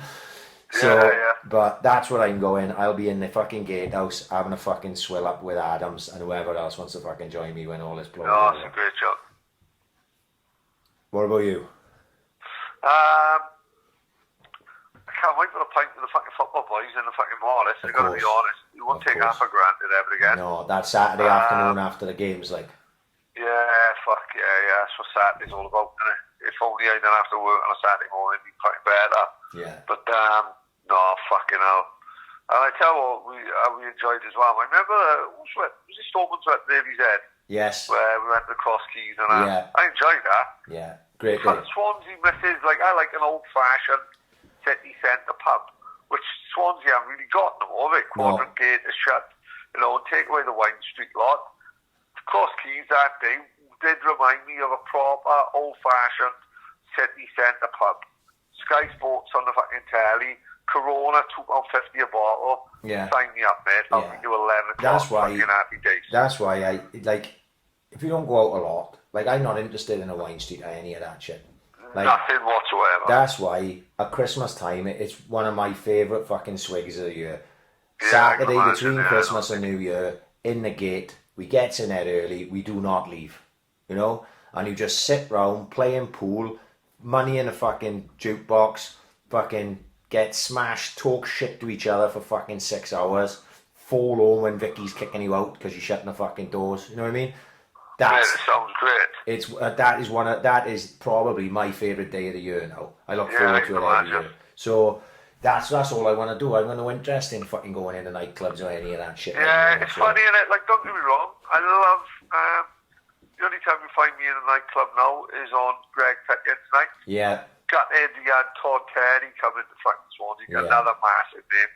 I'm not sure if he's cancelled it yet, but I can't see going ahead at the minute. I can't remember when it was. He was a cracking thing. He had like that saxophone girl, like a lovely Laura, for like a day party again. Easter holidays, you know, so fucking falling apart. But like the only time you see me in a nightclub is on one of Greg's nights. Yeah.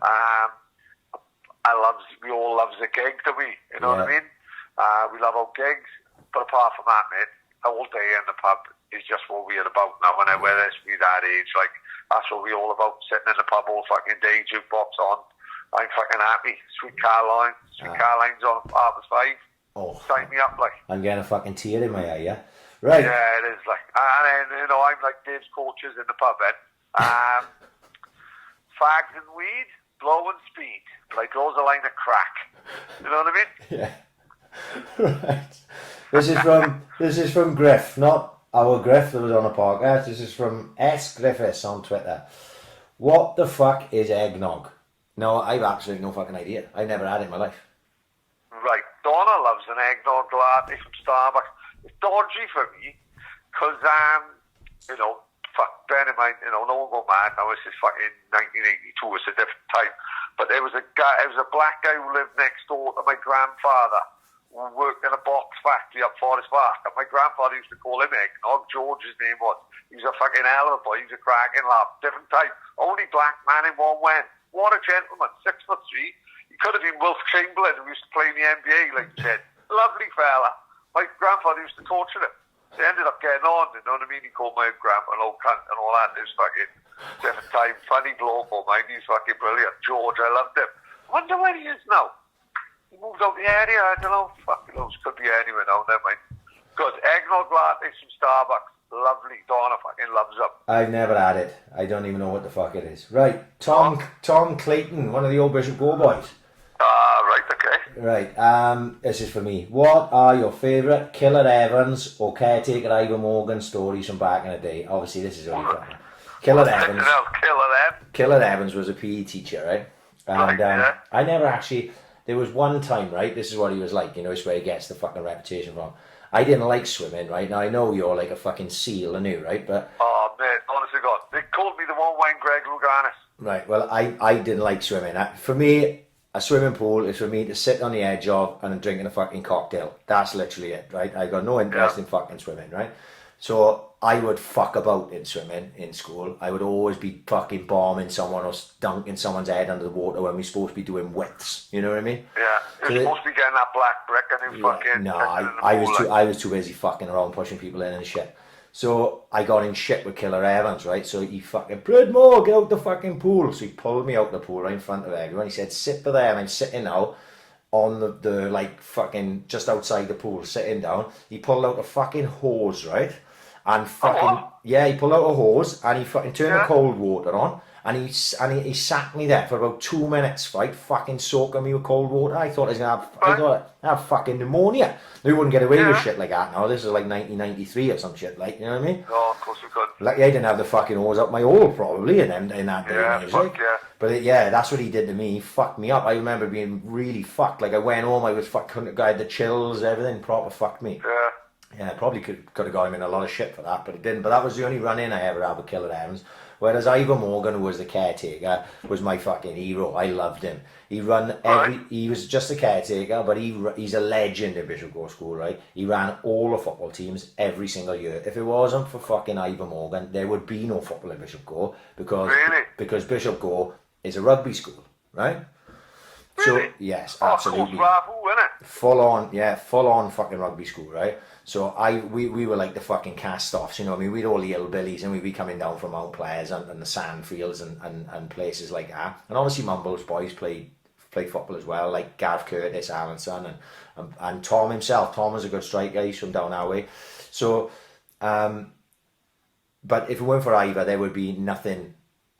So like, I got nothing but good things to say about Ivor. He drove the fucking school bus, taking fucking kids to games away everywhere, and we had a fucking great crack. I loved playing in the school team. We weren't particularly brilliant, but we always seemed to fucking drag results out, and we lost to Bishop Vaughan actually. I think it was the game, I know I ever told you this story, I think it's the game that got me picked for the schoolboys a year after.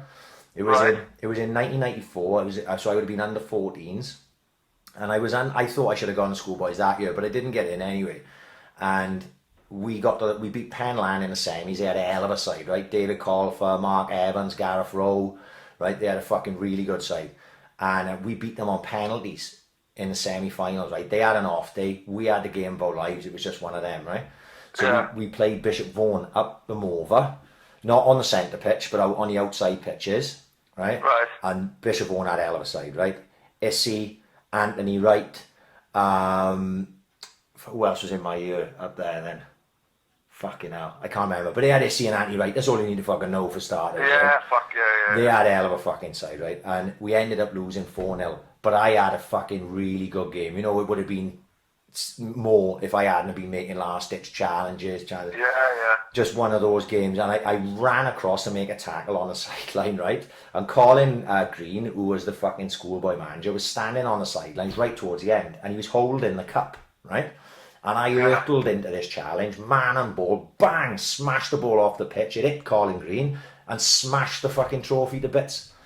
So when they were handing Righty the fucking trophy, or I see whoever the captain was, they were just handing him this trophy and fucking bits that I demolished with a tackle that they'd fucking thrown in.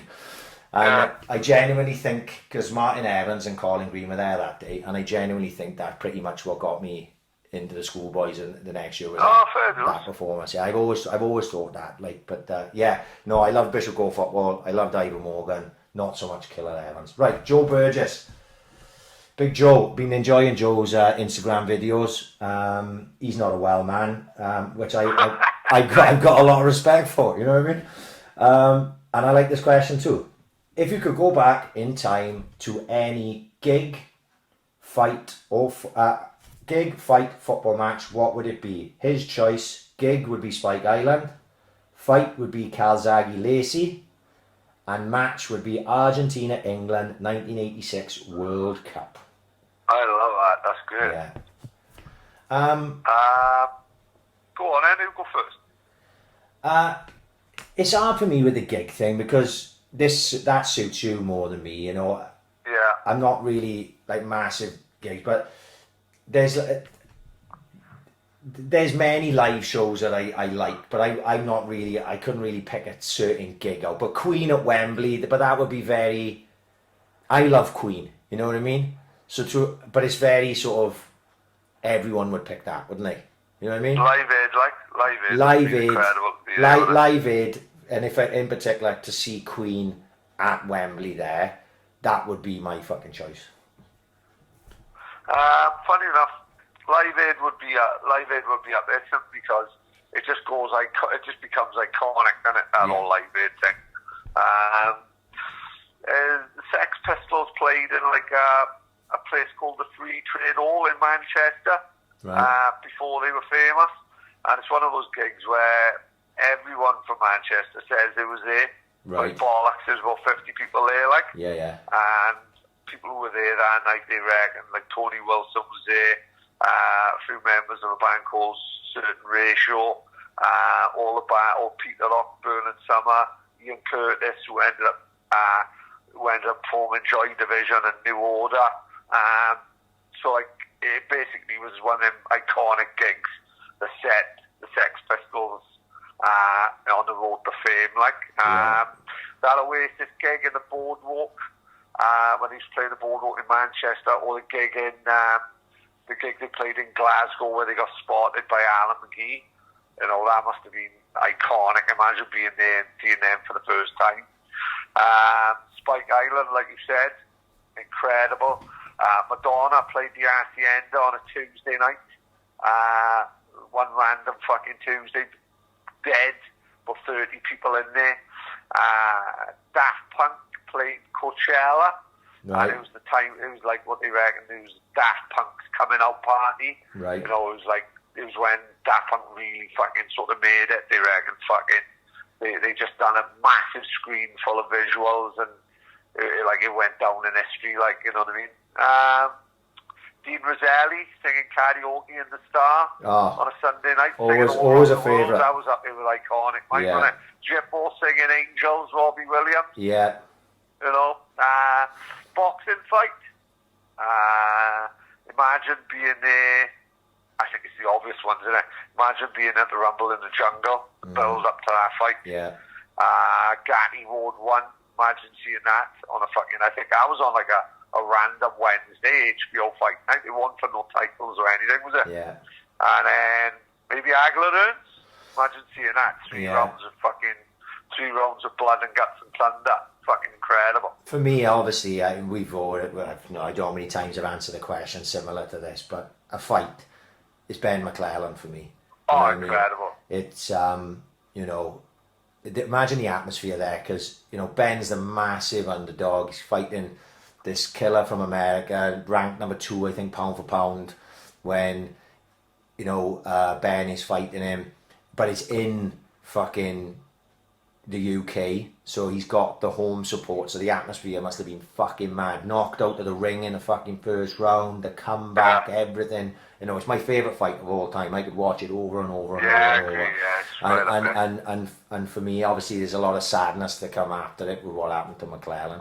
But that fight, to be there that day, you know, it's special to me. And I watched it in my house, and I remember the feelings I had just watching it in my house, like. So to have been there as an older person, appreciating it in the arena, fucking hell, it must have been fucking mad. So for me, Ben McClellan, which pretty much, anytime you ask me a boxing question, that will be the answer. No, I think we spoke about it last night, didn't we, in fairness, like. Yeah. Football match? Don't know, one that's fucking hell, the one that always stood out for me. Euro 96, England versus Ireland. Yes. Fucking hell, imagine being there and seeing and I know we Welsh, and I know we should be saying Wales when we beat Germany 1-0. I think I was there. I was there. Huh? When Wales beat Germany. When Wales beat West Germany 1-0. Yeah, Ian Rush. I was playing. Shit, but who gives a fuck? Who gives a fuck? It was St Helens I was playing for at the time. They ran a trip to that game. Fucking unbelievable. Yeah. Mate, I think it's the only time I've ever seen Wales play, because I'm not a big international fan. You know what I mean? It's about the Swans and that's that. And I was at that game where we beat West Germany 1-0. Crazy, innit? Amazing. Yeah, amazing. So, like England, Ireland, I would have liked to see that, because like I was one of them where they genuinely come of age when it, you know, England fucking always ends up losing to the fucking big guns in the fucking tournaments. They fucking garbage. Yeah. They still go on about fucking beating Germany 5-1 in like the qualifiers, but let's have it right. It was the qualifiers. I'm sure Germany went on and won that World Cup. Yeah. You know what I mean? But that night, England, Sheila was on fire, Sheringham on fire, Gaza on fire. Just a fucking perfect performance, 4-1 beating Ireland. And another game in for me would be, the other one would be 1986 FA Cup final, Liverpool-Everton. Yes. Everyone sneaking into the ground, everyone climbing up fucking windows, 60 foot up in the air to sneak in. And then like Rush, fucking my favourite player at the fucking time. Just iconic, innit? Yeah, well that like I say, that 86 Cup final is the first match that I ever remember watching. You know, and like I'm not a Liverpool or Everton fan, but that holds a special place in my heart. You know, I see Rush's goals. Craig Johnson sliding in trying to nick one always winds me up. Even to this day, annoys me. It annoyed me at the time. And he scored a second anyway. Yeah, I got to be honest, with regards a match, I'd love to go back and relive the win against Hull for Swans when we stayed up. Right, yeah. The atmosphere. Yeah, to be on the North Bank that day. We talked about it with James Thomas, like, you know what I mean, and I'm sure we'd have talked about it. To be on a North Bank that day under that much pressure as a fan, and the importance of the game, the atmosphere was fucking mental. I would like to go back and do that again. You know, at least knowing that we won, though. You know what I mean? Not having to fucking sit through the fucking horror, because parts of that were really hard. You know what I mean? But yeah, that would be it. But aside from that, any match with Maradona in. I would have just loved to have seen Maradona in the flesh, like, you know, and just witness the greatness. You know what I mean? Yeah, I agree. He's still, when you see him, you just see Maradona in and around that time of 86. You just see a picture of him. I put it on my Instagram. My boy, for his art coursework, his cover of his art coursework was Diego Maradona street art from Buenos Aires. I said, boy, where did you find that? He said, I just Googled it, like, and it came up, and I put it on my artwork. It's fucking amazing. I looked at it, it made me happy. Just looking at Maradona makes me happy. Yeah. The guy, you know. So anytime I would have been able to see Maradona live, and in that 86 World Cup, we talked about it enough time, Pat, he was fucking unplayable. They couldn't do fucking... Did you catch that document? Have you caught that document? I haven't yet. No, I don't know why I haven't watched it. I got to get... I haven't got more for whatever I got to get it on. It's not on my fucking TV, so I'd have to fucking... I forgot to record it at the time. I'm fucking spewing, so I'll have to try and catch it to watch the documentary because he's fucking genius. So that would be my choice. Right, let's move on. Ronnie Jones again, Big Ron. Once this lockdown is over, what is the first takeaway or restaurant you're going to? Oh, fucking, that's going to be nice, isn't it? I've never done Bouchon de Rossi in the night. Oh, mate, it's the governor. Never, ever. Done it in the day. So I'm going to make a fucking point they're going to Bouchon. I'm going to do steak by night. Yep. I'm looking forward to that. I'm looking forward. Since Dario moved up to Sketty, I haven't had the chance to go up there. But you know what? I'm going to make time now. And I'm going to go up to Dario's. Well, Dario's would have been my choice. We had talked. Dario's would have been my choice. Yeah, fucking Vesuvio, pasta mafiosa, I can't fucking wait. Oh. And then I'm going to do 2 days of breakfast. One day I'm going to go up on a Saturday and I go to the Optimist. Right. And I'm going to have the scrambled eggs with these new potatoes they do with fucking bacon. I can't fucking wait. And then the day later, then I'm going to do a Denny's. Then I can't fucking wait for the Denny's. Yeah. Proper American burger job. I can't fucking wait. Yeah. Well, I'd like Denny's will be on my to-do list because the kids love it as well. Dario's will be top of the tree. And do you know what I love? I love Turtle Bay. I love it. Really? Oh, goat curry in Turtle Bay. Forget about it. Pint of red stripe. Goat curry. Thank you. I'm happy. That's what I would. That's in one of those places. Goat curry is fucking. Goat curry, nice, yeah. Mate, it is tremendous. Really? Order a takeaway from fucking Turtle Bay if it's still open. Fucking goat curry, absolutely outstanding. No way. Yeah. What does goat taste like? It's they casserole it, so it's very tender. So like it's like if you casserole beef and it's falling apart in your mouth, that's what the goat curry. Oh, that sounds fucking. Mate, it's fucking awesome. It's spicy but not too spicy, so it fucking blows you up. It's just right. It's fucking perfect for me. Right, Mark Williams, Sparky. Other than your family, who is the one person you would love to go into full lockdown with? Sarah Cox.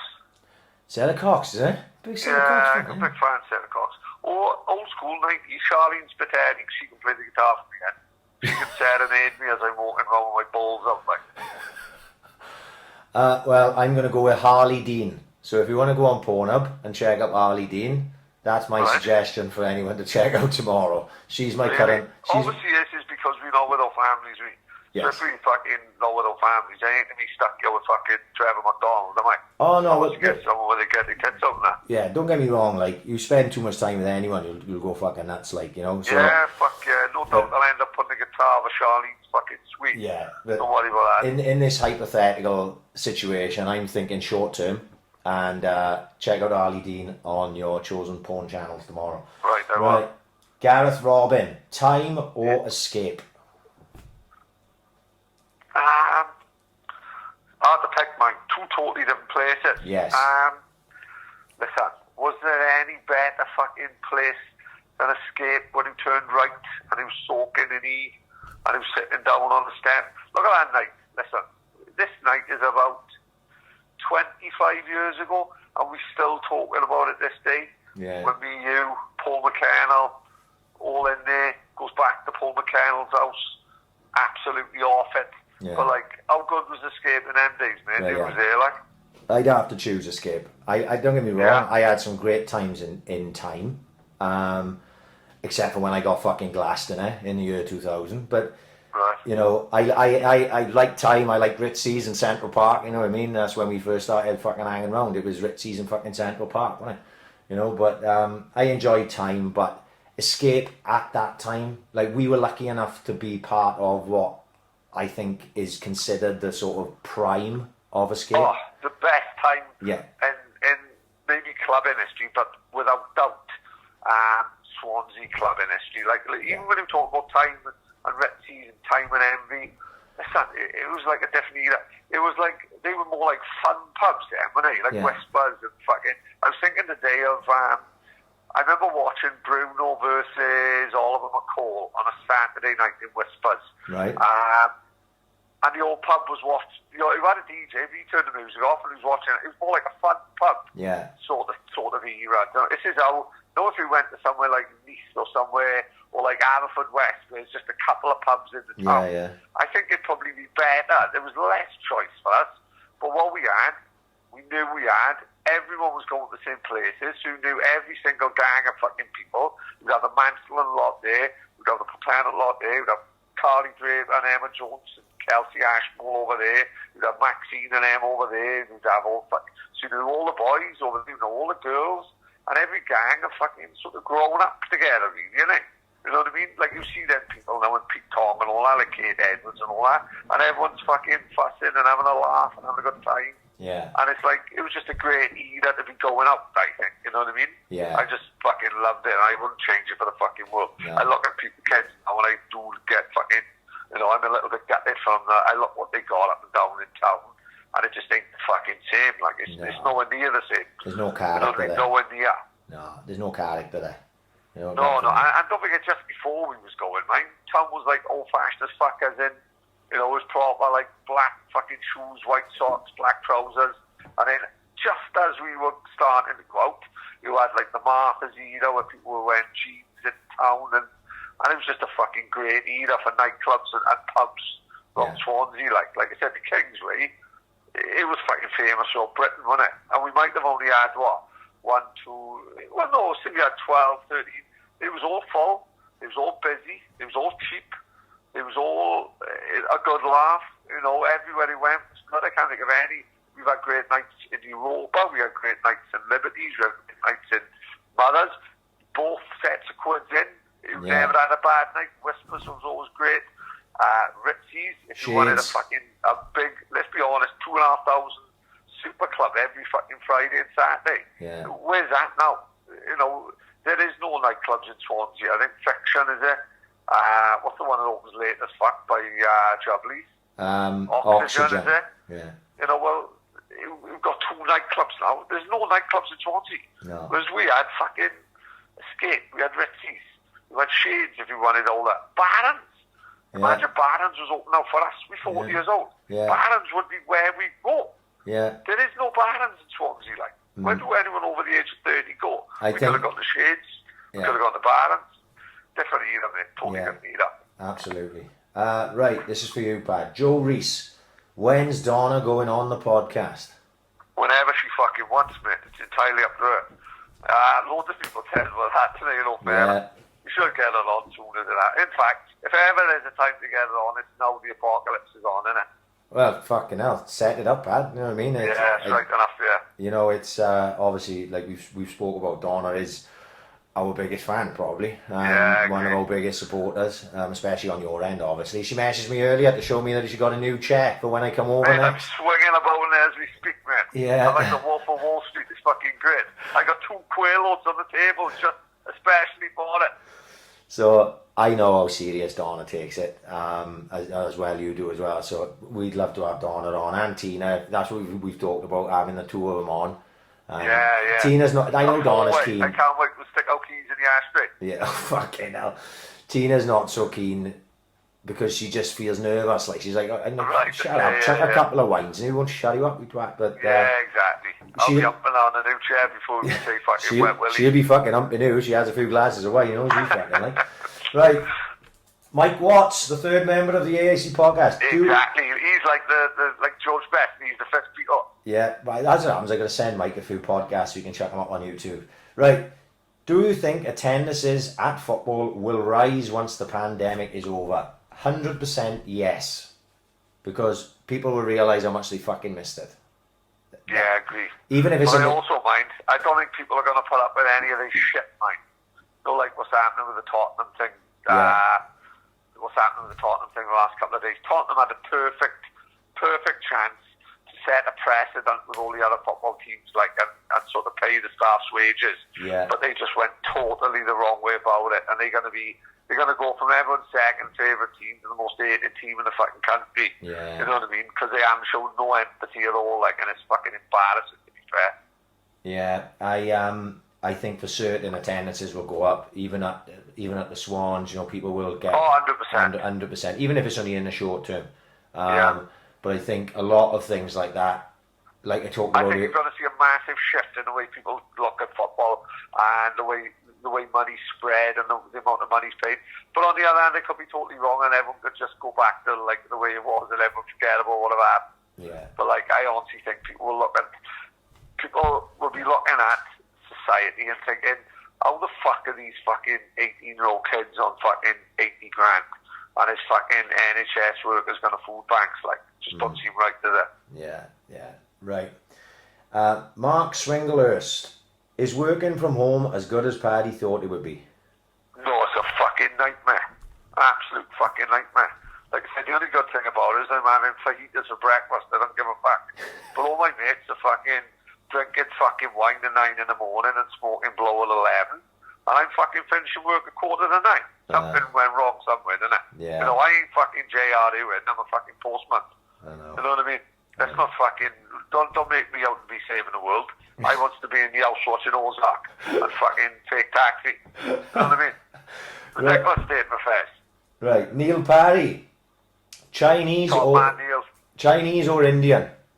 Ah, fuck Neil. You fucking 6 years behind you, twat. Thai is what we call it. Oh, mate, I like a Thai. Thai van opens up in Mumbai. I told her they're going to change their name to Paddy Thai. Mate, I like it. It gives me free watermelons a lot, mate. I fucking love something. It keeps me like part of the family. It's great. I love the Thai, you know. If I'm out, if I'm choosing those two, and don't get me wrong, I fucking love both. Chinese, I'm on the outs with the Chinese at the minute. Yeah, I know. I think the world is, isn't it? Yeah. You know what I mean? But if I honestly choosing between the two as a choice of food, I'm more of an Indian guy than I am a fucking Chinese. I like a good roux. Well, I've yet to try Tonal Tandoori yet. Nah, that's what I've been getting for a while. Any good? Real big fan of Tonal Tandoori. Yes. Right, but it will not beat that thing you had in Voshan. Oh, mate, lamb masala balti. Yeah, that's what it was. Good Lord. No, that was a fucking scare enough. Yes, absolutely, governor. That was. Oh, incredible, man. Yeah, that was the lucky choice because I wasn't sure what I was doing, but that was fucking awesome. Right, let's move on. Man. This is Monkey Jack Dino, who's had about 900 accounts on Twitter. I've never known anyone to ban so much. Keeps getting kicked off and that. Yeah. Doras or Cinderellas? Oh, now, this is. Well, the thing is, I never went to Dora's. Dino's showing his age, yeah, because Dora's is slightly before my time. Yeah, now Donna was a regular in Dora's. Donna loved Dora's, swears by it. I don't think I ever went. If I'd have went, I'd have remembered. Yeah, I definitely didn't go. But Cinderella's was my original hunting, hanging out, went down in the Mumbles, like. No, we had a few nights in Cinderella's, didn't we? Yeah, you came down with me. Great time. Yeah. But I loved Cinderella's. I got some aggro down there, mate. A lot of the Mumbles boys, a lot of the Mumbles boys didn't like us fucking townies turning up down there. And me and Andrew Harvey got in some fucking absolute umdingers down in the Mumbles over the time. Yeah, I got battered outside there one night by a couple of boys older than me. Fucking face was in hell of a fucking shit. My lip was up. I fucking ran like fuck. You know that hill that goes up from the pier to the Big Apple. To the Big Apple, mate. You've never seen anyone run so fast about. I was having a fucking tune in, and I managed to get away, and I just ran, and these boys couldn't catch me. But yeah, no, I loved Cinderella's. Some fucking great times down there. So for me, Cinderella's because I never went to Dora's. So right, Gazman Superstar. Yeah. Best pills ever. I'm going with the short-lived Tweety Pies from Europa. They're like Jordan Belfort's Quaaludes. Now, yes, that's a good shout. Remember when Europa was Europa didn't last that long, did it? But while it was there, you had a fucking go, didn't it? Oh my God, that was probably when I was in the heyday of the lost years, as I like to call them. Yeah. Everything sort of was I've completely forgotten. So I genuinely couldn't even say what I can't even remember. You know, Mitsubishi's always the one that sticks out in my mind because they're the ones that were around when you first started getting into it. Like, but it was White Doves were first. Yeah, that's slightly before my time. £25 a fucking pill, and there was a reason for that. It was because they was fucking unbelievable, and they would wipe you out for fucking day and a half. Absolutely incredible. Yeah. And then going on a little bit, by about 2 years, I remember the old Mitsubishis used to be fucking absolutely party as well. Yeah, that's the ones that I remember the most, is the Mitsubishis, like. Yeah. Right then, I can't answer this one. Declan Terry, we talked about it a little bit earlier. Declan Terry, thoughts on Tiger King? I did message him at the time and say, I haven't watched it yet, mate, but as soon as I watch it, we will discuss it. So just a quick thought on Tiger King, Pat. Brilliant, yeah? Right. We'll discuss it next week. I'm going to start... Fucking wicked. Like I said, the end of episode 2 goes from 0 to 60. It takes a wild turn. It takes a turn like Donna driving up that one-way street in Mansfield, mate. Honest to God, it takes a crazy turn. Right. And then all of a sudden you're thinking, lumping, fuck, where'd that come from? Right. Brilliant. Great.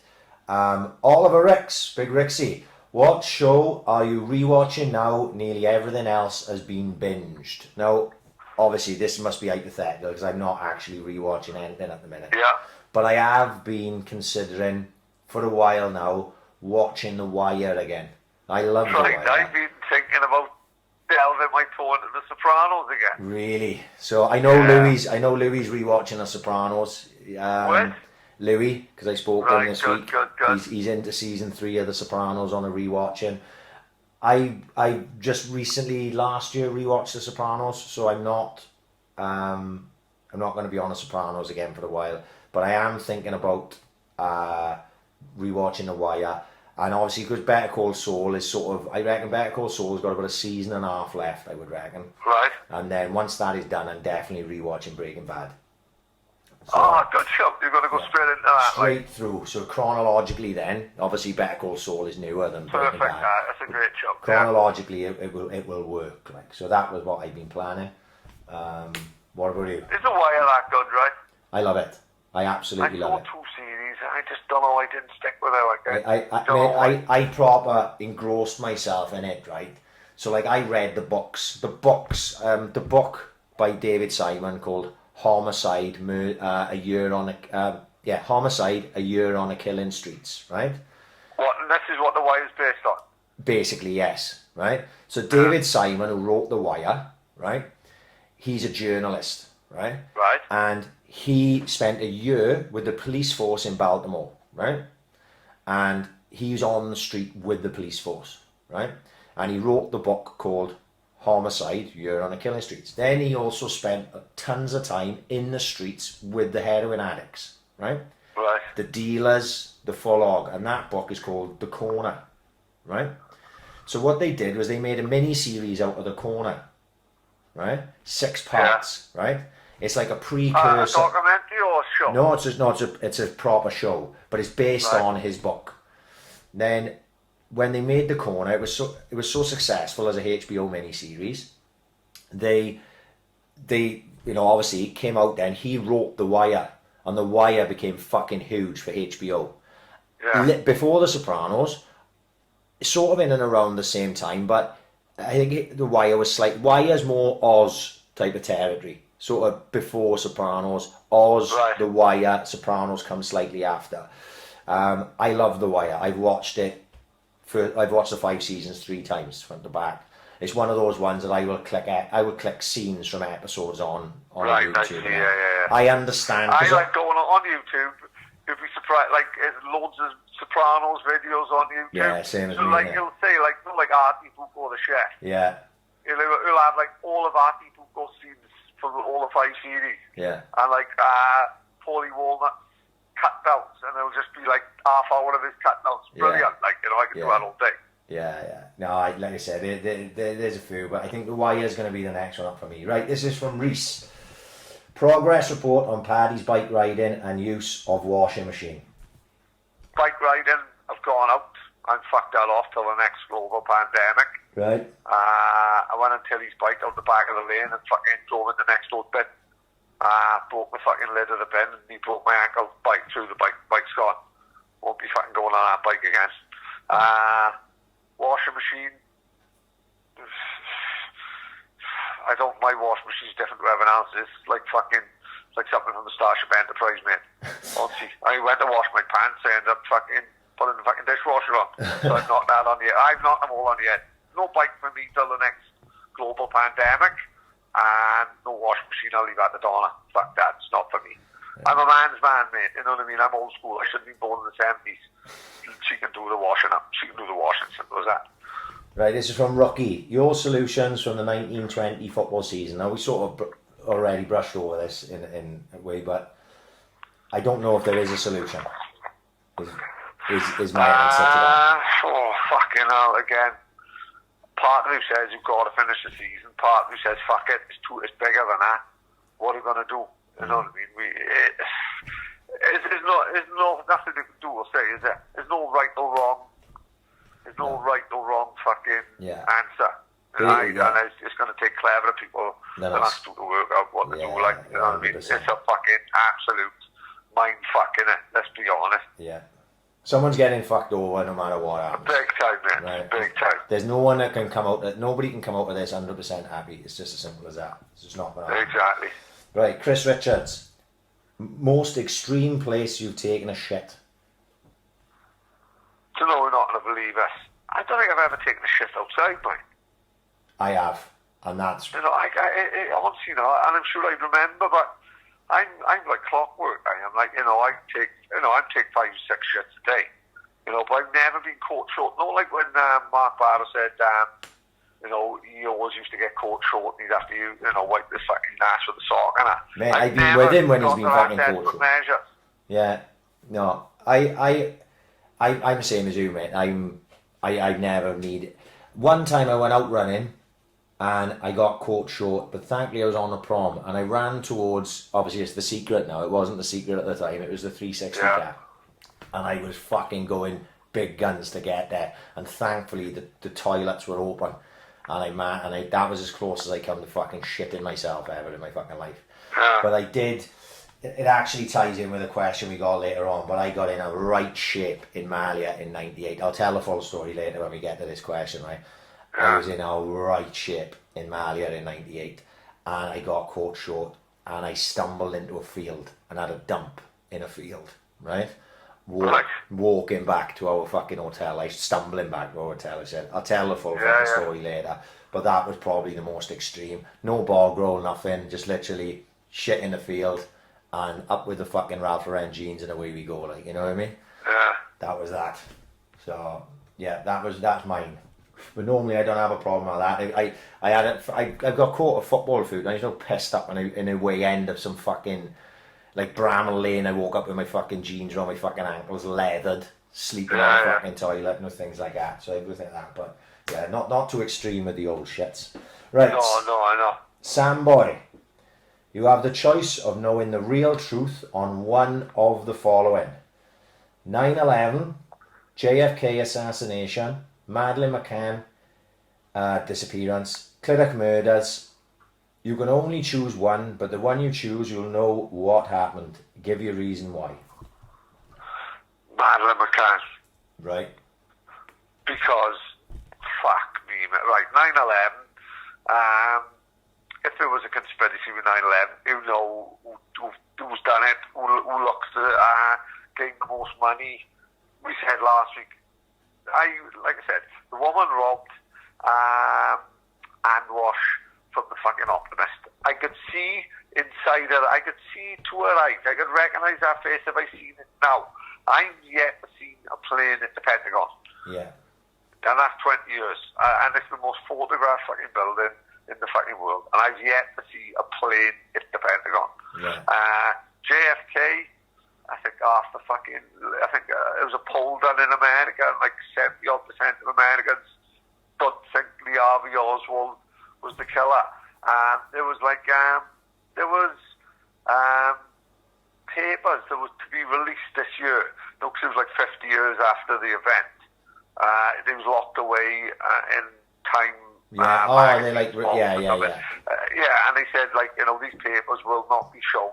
Classified documents will not be allowed to be seen for 50 years. Well, 50 years in, it seemed ages ago, didn't it? Yeah. Well, years is up this year. What does Trump do? Put it back another 30 years. What the fuck, innit? What's going on there? Come on. Clinic murders, too close to home. Like I said, we was going to have the guy who wrote the book over we, but we thought, hang ahead, fucking, we talked about local fucking police. But the Madeleine McCann thing, imagine knowing what have happened to that kid. The dream is, what he really wants to happen is, like, in 10 years' time, Madeleine McCann just turns up in fucking Greece and she's been living with a family and not even knowing she's Madeleine McCann. That's the one. It would be the story of the century, wouldn't it? Yeah, 100%. You know, that's what we'd love to see. Yeah. But then God up, we've all been accusing them two of fucking killing their kids for the last 10 years. Yeah. So we can't win either way. No, I'm not really bothered about JFK assassination because it's not sort of in my frame of reference because it's so past in history. But the other three, I would be interested in all three of them finding out like what really happened. You know what I mean? Because we may have an idea of what we think happened, or you know we've been told of what we think happened. But I would like to find out all of them. But if I had to choose one, it would be the Madeleine McCann thing. Really? Yeah, same as you. Same thing. It's like, what the fuck happened to that poor kid? Like, you know what I mean? Where did she go? Took her, whatever. Is she alive? Is she not? Is she whatever the fuck? You know, but I think if you could, that would be the one. Because it's just like poof about out in the blue, like, you know what I mean? And there's so many theories on it, conspiracy theories on it. Obviously 9/11 is fucking huge. 9/11 changed the world, right? Of course it did. Right? 9/11 changed the world. It's a much bigger global scale conspiracy, or you know, if you see it that way, there's so many different theories on it. I'd love to know about 9/11, you know? But I think if I had the choice, I would take the Madeleine McCann one. Just to see what the fuck happened, you know? Right, Callum Shannon. If wanking actually made you go blind, would you still do it?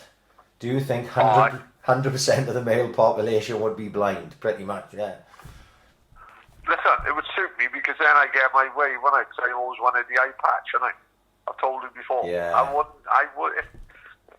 not mind going blind in one eye. I think I would make an eye patch look cool. And then, because then, once you get over the first 3 fucking days, if people say, no, Jack Sparrow's in and all that, I'm telling you now, I think I could pull off an eye patch easily. Well, everyone likes a good tug, doesn't they? I wonder when you grow out of that. You know what I mean? Never, I'd say. Because I know, I mean, I'm fucking 40 now, I'm getting on. You know what I mean? And I just don't mind a quite tug every now and again, like, you know what I mean? Oh, man, it would still do 3 a day, though. If you want to own and watch it, fucking take taxi. There's fuck all wrong with my testosterone levels, let me tell you, no.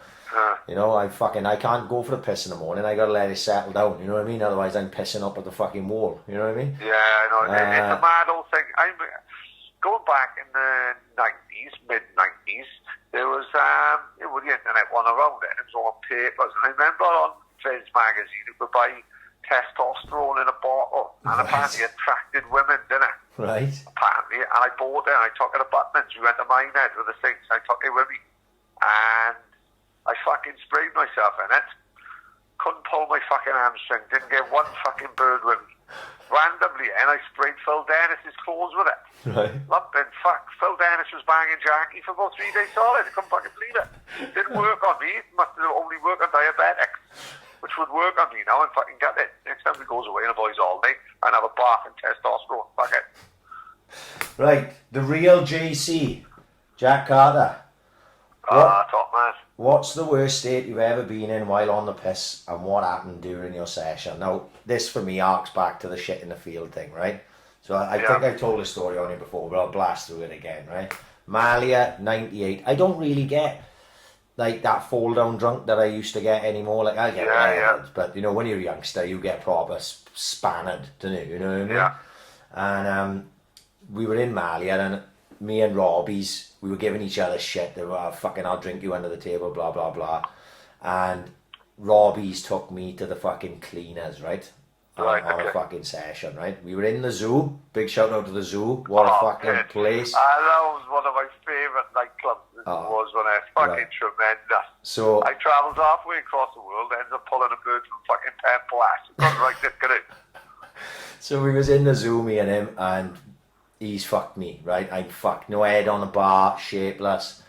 And like I was enough compass mentis that I said, I'm going to go outside and I'm going to fucking get myself 2 minutes fresh air, right? Now, the story that I'm about to tell you is patched together from a number of different people telling me and the little bits that I remember, right? So, I stumbled down the stairs. Now, the steps. Now, it was on a road, right, the zoo, but thankfully it was only a single road. It had speed bumps on it, so no one could go quick there. Basically, it was just a fucking street party, right? But there was a car going along the road, and I stumbled out in front of the car that was doing about 2 miles an hour, and he bonneted me, right? And obviously, I'd gone down. Now, he's fucking screaming at me, right? Fucking giving me grief. Now, I don't remember this at all, right? But what happened was, the next day, I was in the fucking pool, and these 3 birds swim towards me, right? And I'm like, fuck me, who are these, like, you know what I mean? Oh, are you the boy that was fucking smashed outside the zoo last night? I said, yeah. Oh, we were the 3 girls that picked you up. I said, oh, thanks for that. They said, yeah, you were sick all over us. I was like, oh, no. Yeah, tidy. So there was my chances of pulling them fucking gone. Yeah. So I got fucking hit by the car, spewed on these girls, walked up the street, shit in a field, right? Fucking hell, what a Tuesday that was. We're not even fucking anywhere near the end yet. Right, go on. So then, right, I got all the way to the apartments, right? Goose is coming home.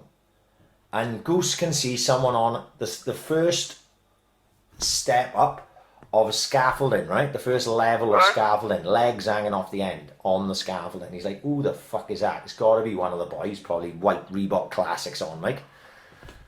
Goose comes over. I've made it all the way back to the apartments and gone up onto the first floor of the fucking scaffolding and put my head down and got a kick, right? I one of the fucking lynches. Right. I didn't even like heights. He dragged me off the fucking scaffolding, tried to get me into my room, but I was sharing with Colin Breen, and I don't know whether Colin had got back or he was sleeping or he wasn't home yet, whatever. So Goose had fucking laid me on the settee in reception, right? So Kevin have come in, seen me in reception, just jumped on the settee next to me. So me and Kevin are having a cracking cutch, right? I know this, I only know that, because I woke up in my bed the next day. I don't remember none of this. Jippo came in, saw me and Kevin on the fucking settee. You know, you'll remember this. Jippo got the fire hydrant off the fucking wall and blasted the 2 of us with the fire hydrant, right? That caused fucking mayhem. Jippo got in shit. I've ended up in massive shit. One more fucking bananas with him. Yes. I've ended up in my fucking room. I've woke up the next day just with my jeans on, fuck all else, going, oh my God, what happened fucking last night? You know, I'm over the fuck. Colin's not in the room. I'd gone for a shower. First thing I was in the shower, I'd gone, fuck, I took a shit in the field last night. You know, it came back to me like that. Fucking scrubbing my ass. And then I remember coming down by the pool, and it was like 2 o'clock in the afternoon. And I had a cheer. You know, like everyone, all the boys were there. And they were like, way, fucking shape on you last night. That was up there. That is the one that always sticks out to me as I was the most shapeless in my life when Robbie's took me to the fucking cleaners and all those random things happened all in the space of me just trying to walk from the zoo to our apartment. Fucking hell. Yeah. Good memories, mate. Yeah, fucking brilliant time. But I could give that night a miss, to be honest. I think Bournemouth. Oh, away, you were minging. Yeah, you were minging. Fucking hell. Drinking a small bottle of Grey Goose at 8 o'clock in the morning was a bad idea. Cannot remember the fucking day. Can't remember the game. By all accounts, should have not been allowed into the game. Is that right? I don't know. I don't know how you talked your way into that game because you was minging. Right. You was absolutely minging. You know? Couldn't speak, mate. Couldn't speak. Yes. And don't forget, it's regular basis where, because we work on a Saturday morning, we go straight to football, straight to Jubilee, straight to town. Regularly, I would fall asleep standing up in Jubilees, but more so being tired rather than anything else. But that Bournemouth day, oh my fucking God. It was and another day was when we went to see Liam Gallagher in Finsbury Park, mate. Oh, you was wrecked that day as well. Absolutely hammered by 10 o'clock. But the good thing about that is, it's like having 3 days in one, isn't it? Oh, yeah. Because you're pissed as fuck by 10. You was up and down. From the 3 end thinking, where the fuck am I? Yeah, you was up and down. Sober as the judge. Proper sober. You know what I mean? I'm full of energy. Unbelievable. Right, I'm pretty sure Humel, I've asked this question before, but he reckons we didn't answer it. But I remember it. My ambition at a football match is to head the ball as it's kicked into the crowd. What is your unfulfilled ambition at a match? I'm sure we done that on the first Ask AiC, but mine was always, I always wanted to grab the ball and throw it back to one of the players. You know when they landed in the North Bank? Yeah. And it just never happened. I know, and the ball never come anywhere near me, like, you know what I mean? Just that's what, I don't know why, when I was a kid, that's what I wanted to do. Just catch the ball as it came into the crowd and throw it back to one of the fucking players. So that would be my... Well, this is a new one for me, is, I'd love to be, like the fucking... Have you seen the video of that Napoli guy, the Napoli announcer, the Napoli Kev John? Yeah. Man, I fucking love to do that. I think it'd be amazing, but it's obviously, you can't, if there's no atmosphere there, you can't make an atmosphere, but the way that fucking guy has the Napoli fans in his hands, it fucking looks amazing, doesn't it? Yeah. Higuain scores and you got the whole fucking 40,000 people shouting Higuain. It's fucking incredible atmosphere. Yeah, right. Mitchell Williams. Fuck, we've done over 2 hours already. We've still got fucking half the questions to go. Right, this is going to be the longest podcast ever, as long as the battery survives on my iPad. Right, Mitchell Williams. Why is it when you go to someone else's house, no one has the same fridge as you? I think that's statement. He's right as well, isn't he?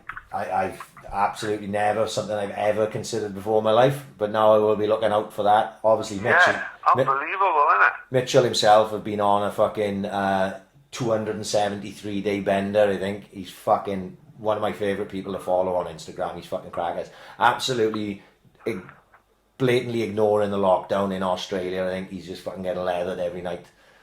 So yeah, no, one thing I've never noticed is the fridge thing, but I'm sure I will now. Right, Luke Thomas. Oh God, this got quite a response on Twitter. Just going to put a disclaimer on the front of it, right? We do not advocate violence of women, right? Right. This is a hypothetical question, is it not? Yeah. Right? And we always ask, every question that's asked, we answer. But just putting that out there, just in case someone thinks we fucking being nasty. It's just for a joke, right? Chill the fuck out. This is from our good friend Luke Thomas. Billy Joe Saunders got banned this week for showing people how to give their missus a classic backhand lead-up combo. If you could give one bird a dig, who would it be? Famous or not?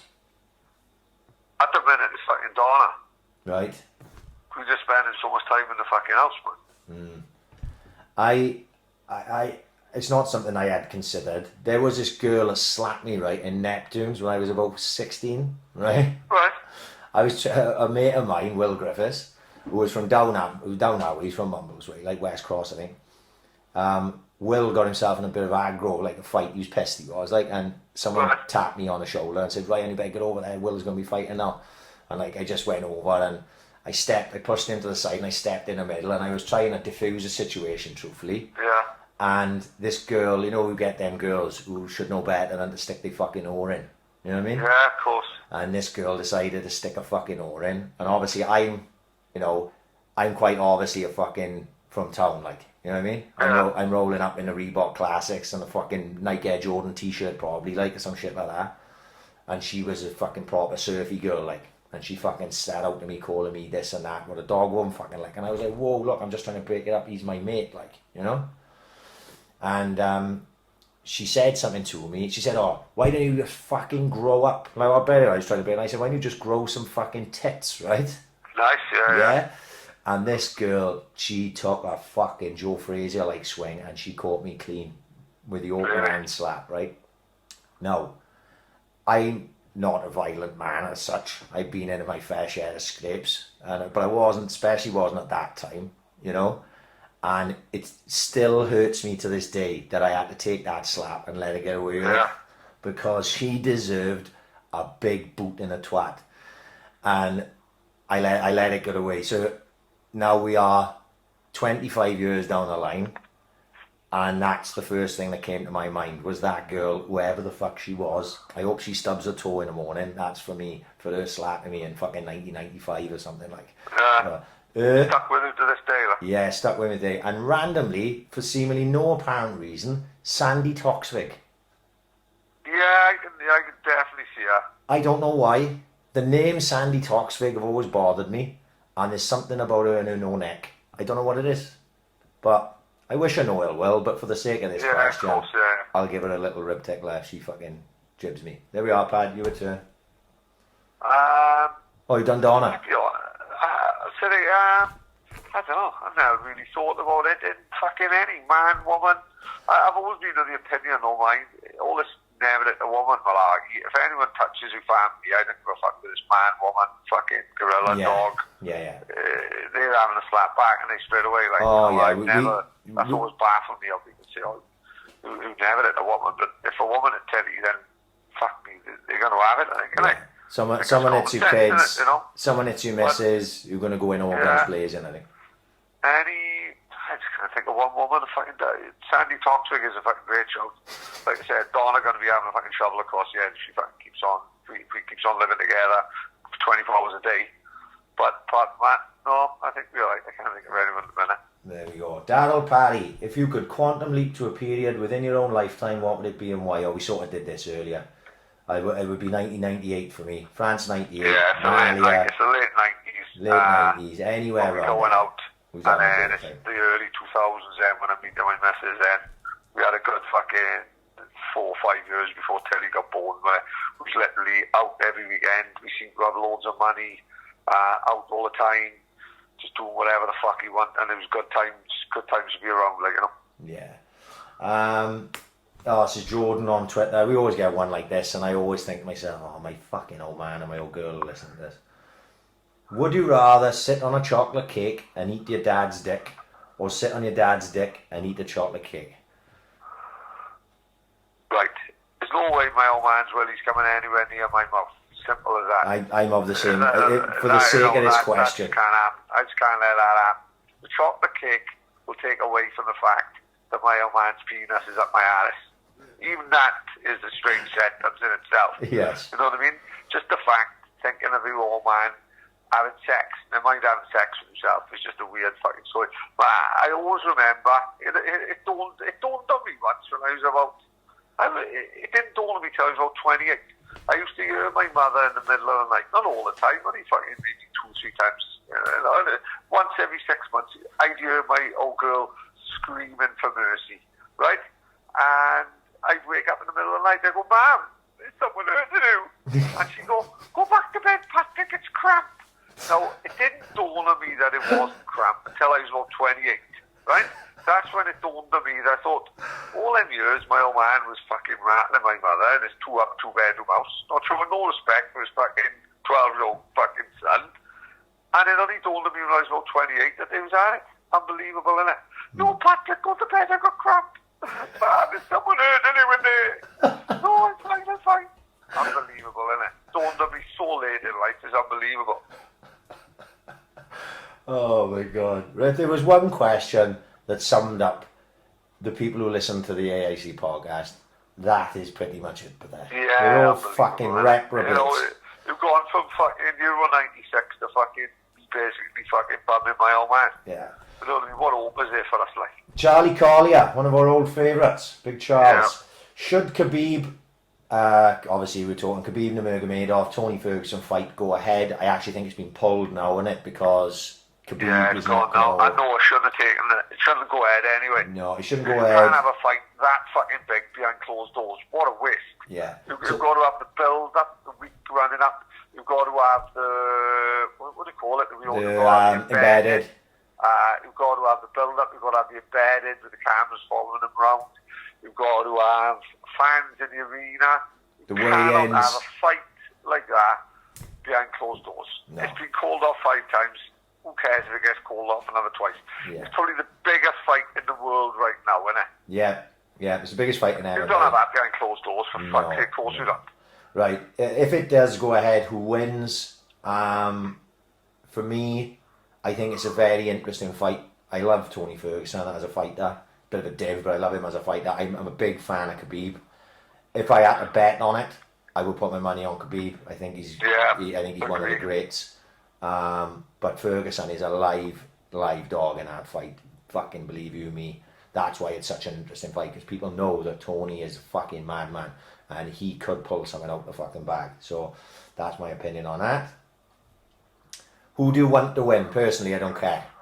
It doesn't as matter. a story, I would rather Khabib win and then fight McGregor and fucking Russia or somewhere. McGregor win. That's the story. The next part of the question is, and should the winner face Conor? not. Ferguson, yeah, because it hadn't been seen before. Khabib Conor, I can't see it going any other way like it did last time. However, as a story, to see Conor come back and beat Khabib is like a Rocky film, isn't it? You know, so that's the story you'd like to see. If you like, that's the way I like my fighting. I like to go like, you know, everything's. I like every fight to be fucking a chance of a documentary to be made out of it. You know what I mean? Yeah. And that's the way that would go. Like, for me, no, I don't think the winner should fight Conor anyway. I don't think Conor's earned it. So I would like Conor to fight Justin Gaethje, whoever else up in the top. If he wins another fight in the interim, if it was all to go as to plan, like then. But I wouldn't like to just because Conor smashed up Cowboy. no, I know. I don't think you step up. I don't think that's not fair to the likes of Justin Gaethje, who's been on a fucking tear, like, you know. So no, the answer is no. I don't think the winner should face Conor, and I really don't want to see Khabib versus Conor again. I would watch Ferguson versus Conor every fucking day, like, you know. But I'm not really fussed on Khabib Conor. Right, Chris Clement. When the coronavirus travel restrictions are lifted, will you be travelling to the British Virgin Islands to record with Kevin? Fuck the Virgin Islands. Well, all right, here's a question. Were the Virgin Islands called the Virgin Islands because Richard Branson moved it? Or were they called the Virgin Islands before? I would assume that they were the British Virgin Islands before. Is it? Yeah, I would assume. I don't know. I'm not that much of an historian on it. Actually, randomly, and I don't even know if you know this, Pad, me and Denty have had a conversation about going to fucking the British Virgin Isles. I think. No way. Yeah, Denty may very well have been stoned the fuck. I don't know fucking ideas. But he was like, we can use my Virgin flights to fly to fucking BVI. Imagine that. What a weekend now, yeah. So it was like, we had a proper conversation at the time. You know, obviously this is pre-corona. I was like, fucking set it up, son. I'm right up for that. But obviously nothing came of it. So that's something to talk about. I'd love to go. I'd love to just see Kevin more often. But yeah. Imagine going out there for the weekend. Oh, Jesus yeah, Christ going out for the weekend, yeah. Imagine having a pint with all them, like the geezers he goes around with, the Jamaican bobsleigh team and that. Yeah, oh, it'd be crazy, yeah. But like I said, it's a fascinating place. Chances of us ever going there to slim, fucking especially slim now. But I would love to do that. Oh, this is the sniffer. Do you really believe this conspiracy nonsense? Just playing the council mush. No, this is. Total Tory's not having none of it. He's not having none of the conspiracy. I can't wait till he builds a fucking 5G mast outside Sniffer's house, and all the dead birds start landing in his garden and that. Mate, look, I love the conspiracy, right? And actually, I laid off it today and most part yesterday because it was frying my brain. I was having too much of it. 100%. Since last week's podcast, I've been getting sent so much stuff. I've been having so many conversations with so many different people, right, that were sort of fascinated by what we talked about, that my brain is overloaded with conspiracy. I feel like Eddie fucking Bravo, right? And my head was going to fucking explode. I've had to take a little fucking step back. Now, I'm not saying that there can't possibly be every conspiracy that I've been told about the last week regarding coronavirus, right? Can't possibly. But you can't tell me that there's not some sort of conspiracy as well, right? Yeah. In one way or another, somewhere, something is not right, right? Something is not right. So maybe it's the 5G. I don't know. I've been flipping and flopping on a 5G thing, truth be told. And then I saw videos tonight, literally just before we started the fucking podcast, and it just boggled my mind. Now, are all these different people faking this 5G shit with dead birds in fields? Because I've seen like 3 different videos today of people driving past fields and dead birds outside of fucking hospital. You're not going to believe it. Donna went down the shop in a week and there was 2 dead birds outside the fucking shop. Right. And I swear to you, like, honestly. Right. No, so it could just be coincidence. What the fuck? Like? Yeah, this is very coincidental. Like, I just watched one just now of a guy driving down a fucking road past a 5G mast, and he's got one of those fucking, are they called Geiger counters? All right. Oh, I see that one. Yeah. And it's going fucking bananas as it's going past the 5G mast. Now, that obviously can be faked. You know what I mean? Not twat. I understand that can be fake. But these people, seemingly all different people, are going to a lot of fucking effort to be faking a conspiracy regarding 5G, like. You know what I mean? I don't know. And time will tell, I suppose. But not everything is correct. If you want to watch the fucking news, sniff.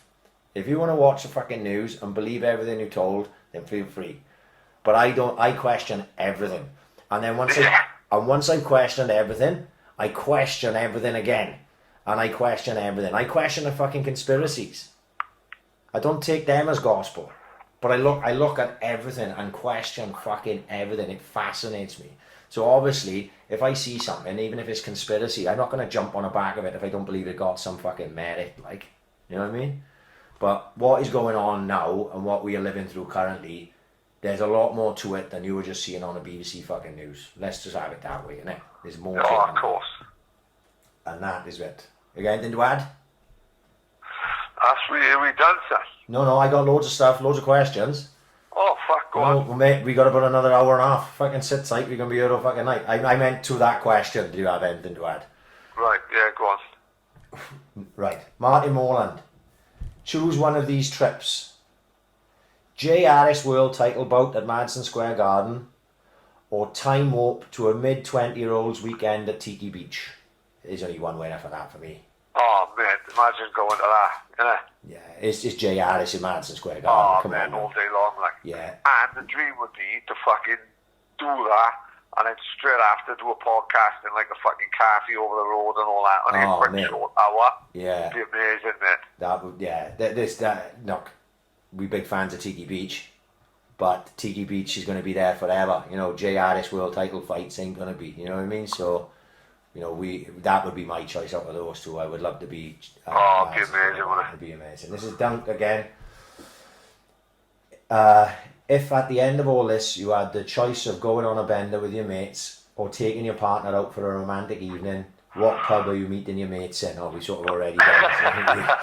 I'd be in the gatehouse currently for me, because it's a nice little stroll home. I don't have to go too far, worry about taxis and shit.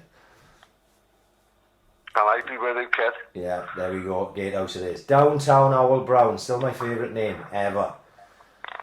Pick 4 professional footballers to make up a 5-a-side team that includes yourself. They don't have to be Swans players. Oh, we out, fuck it. I'm going Bosnich, because he used to play the Charlie. Oh, nice.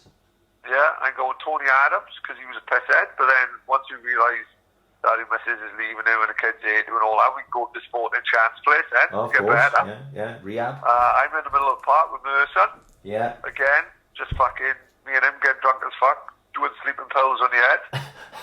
And then up front then, Frank Worthing, and then he can pull the birds with his mullet and that. Oh, class. Frank Worthington. Doesn't get enough credit. Scores one of my favourite goals of all time. Chipped over the centre half head twice. Oh, brilliant. What a fucking goal. Frank Worthington. Bit of a playboy. Amazing. For me, fucking, if I'm gonna pick it seriously, the Great Dane Peter Schmeichel in goals, best keeper I think I've ever seen in my fucking lifetime. You got to have me at the back because you don't want me playing in midfield. Not with so much quality around. I'd have Gaza and Maradona in the centre, and I'm going with R9 up front to knock in the goals. Obviously, look, there's loads of players. You could pick Messi, Ronaldo, CR7, fucking, you know, Zidane I loved as a footballer. I loved Zinedine Zidane. Zidane, incredible. But Gaza was sort of like that player I loved as a kid, you know, and he just had so much talent, even though he wasted a large part of it. He could have been one of the greats, but he wasn't. But Maradona, just in every team I ever pick, Maradona. And then R9 as well, who I fucking thought was absolutely fucking brilliant. Right.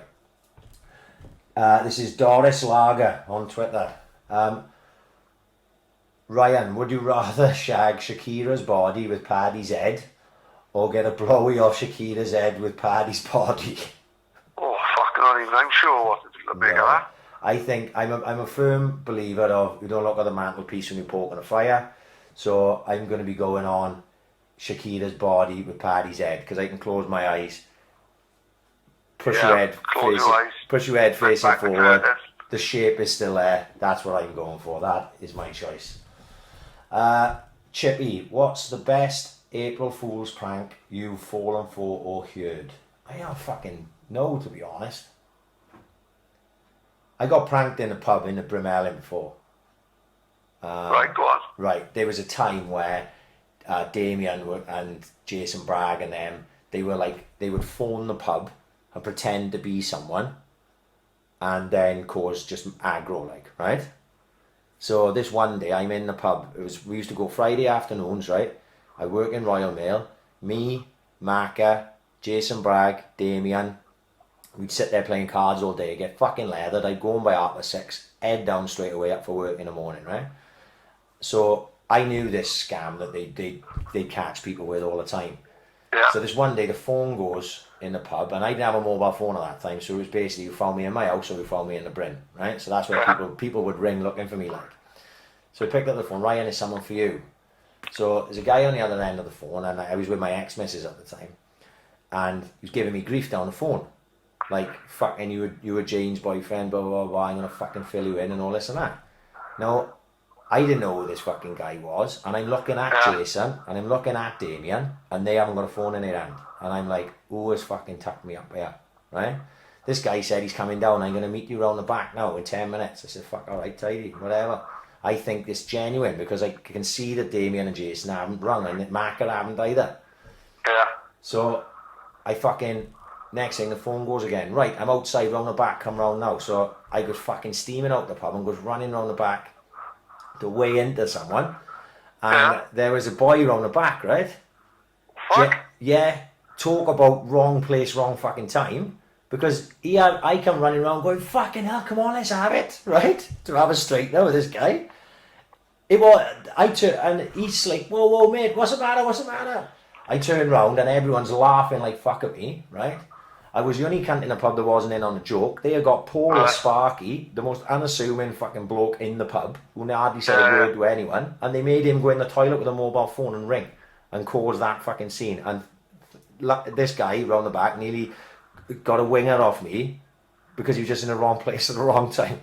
Fuck's sake. Yeah, that was the prank that's the only one that I remember getting done with, and got fucking slaughtered for it then the rest of the day. But it was great. It was good times. You know, it was a Friday afternoon in a Brit. These things happen. Any for you? Yeah, done. No, okay. The April Fool's one, you actually put a photo of it. Ian Rush signing for Everton. I fell for it on Shoot Magazine years ago. He was with Juventus and he said he's coming back to Everton. I was fucking heartbroken. And it was April Fool. I'll never forget this day. And then Chippy put the photo up there. Oh yeah, no, I'd never seen that before. That was fucking. Oh yeah, fucking, I remember it happening. Oh, that was a good one. Di Ellis, big Di down in Tenby. You've just won an all-expense-paid trip to anywhere in the world, but you can only take 3 of the people you dislike the most with you. You have to sneak one a little blast. Who are they and where are you going? So basically, who do you dislike, but where would you like to go on holiday? Can I start this one off? Go on. I can't stand Piers Morgan. He gets he gets on my fucking wick. He honestly rubs me the wrong way, and a lot of times I think he talks sense, but even then, he just got that fucking smug Tory look on his face that makes me want to slap him. You know what I mean? Well, he's an absolute scumbag, mate. Yes, you know what I mean? That's what I mean. He only got where he is because Cowell gave him the chance to go on Britain's Got Talent just because he was his journalist mate, and then it just stemmed from there. When he was editor of The Sun, you know, people say about the phone hacking thing. I'm not sure if he actually got away with that. I don't know whether he was responsible for that, but 100% when he was working for The Sun, he played a massive part. And can you remember the fake shake stuff they used to do? They used to frame people and set them up like, what's it called now? That film, Catherine Zeta-Jones and Sean Connery. What's it called? Entrapment. That's the one, yeah. They had Talisa and they had. Can you remember the guy called Teddy Alden?